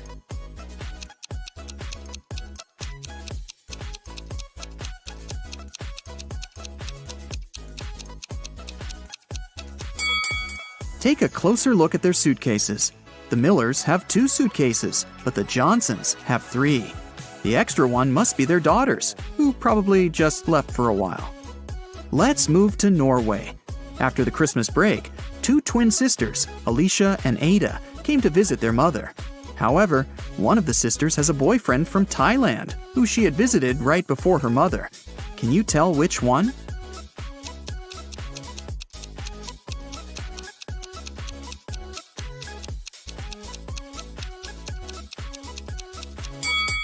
Norway is a cold country in the north. Also, it's winter, but unlike her twin sister, Ada is tanned. It's probably because she just spent her vacation in some warm country, like Thailand.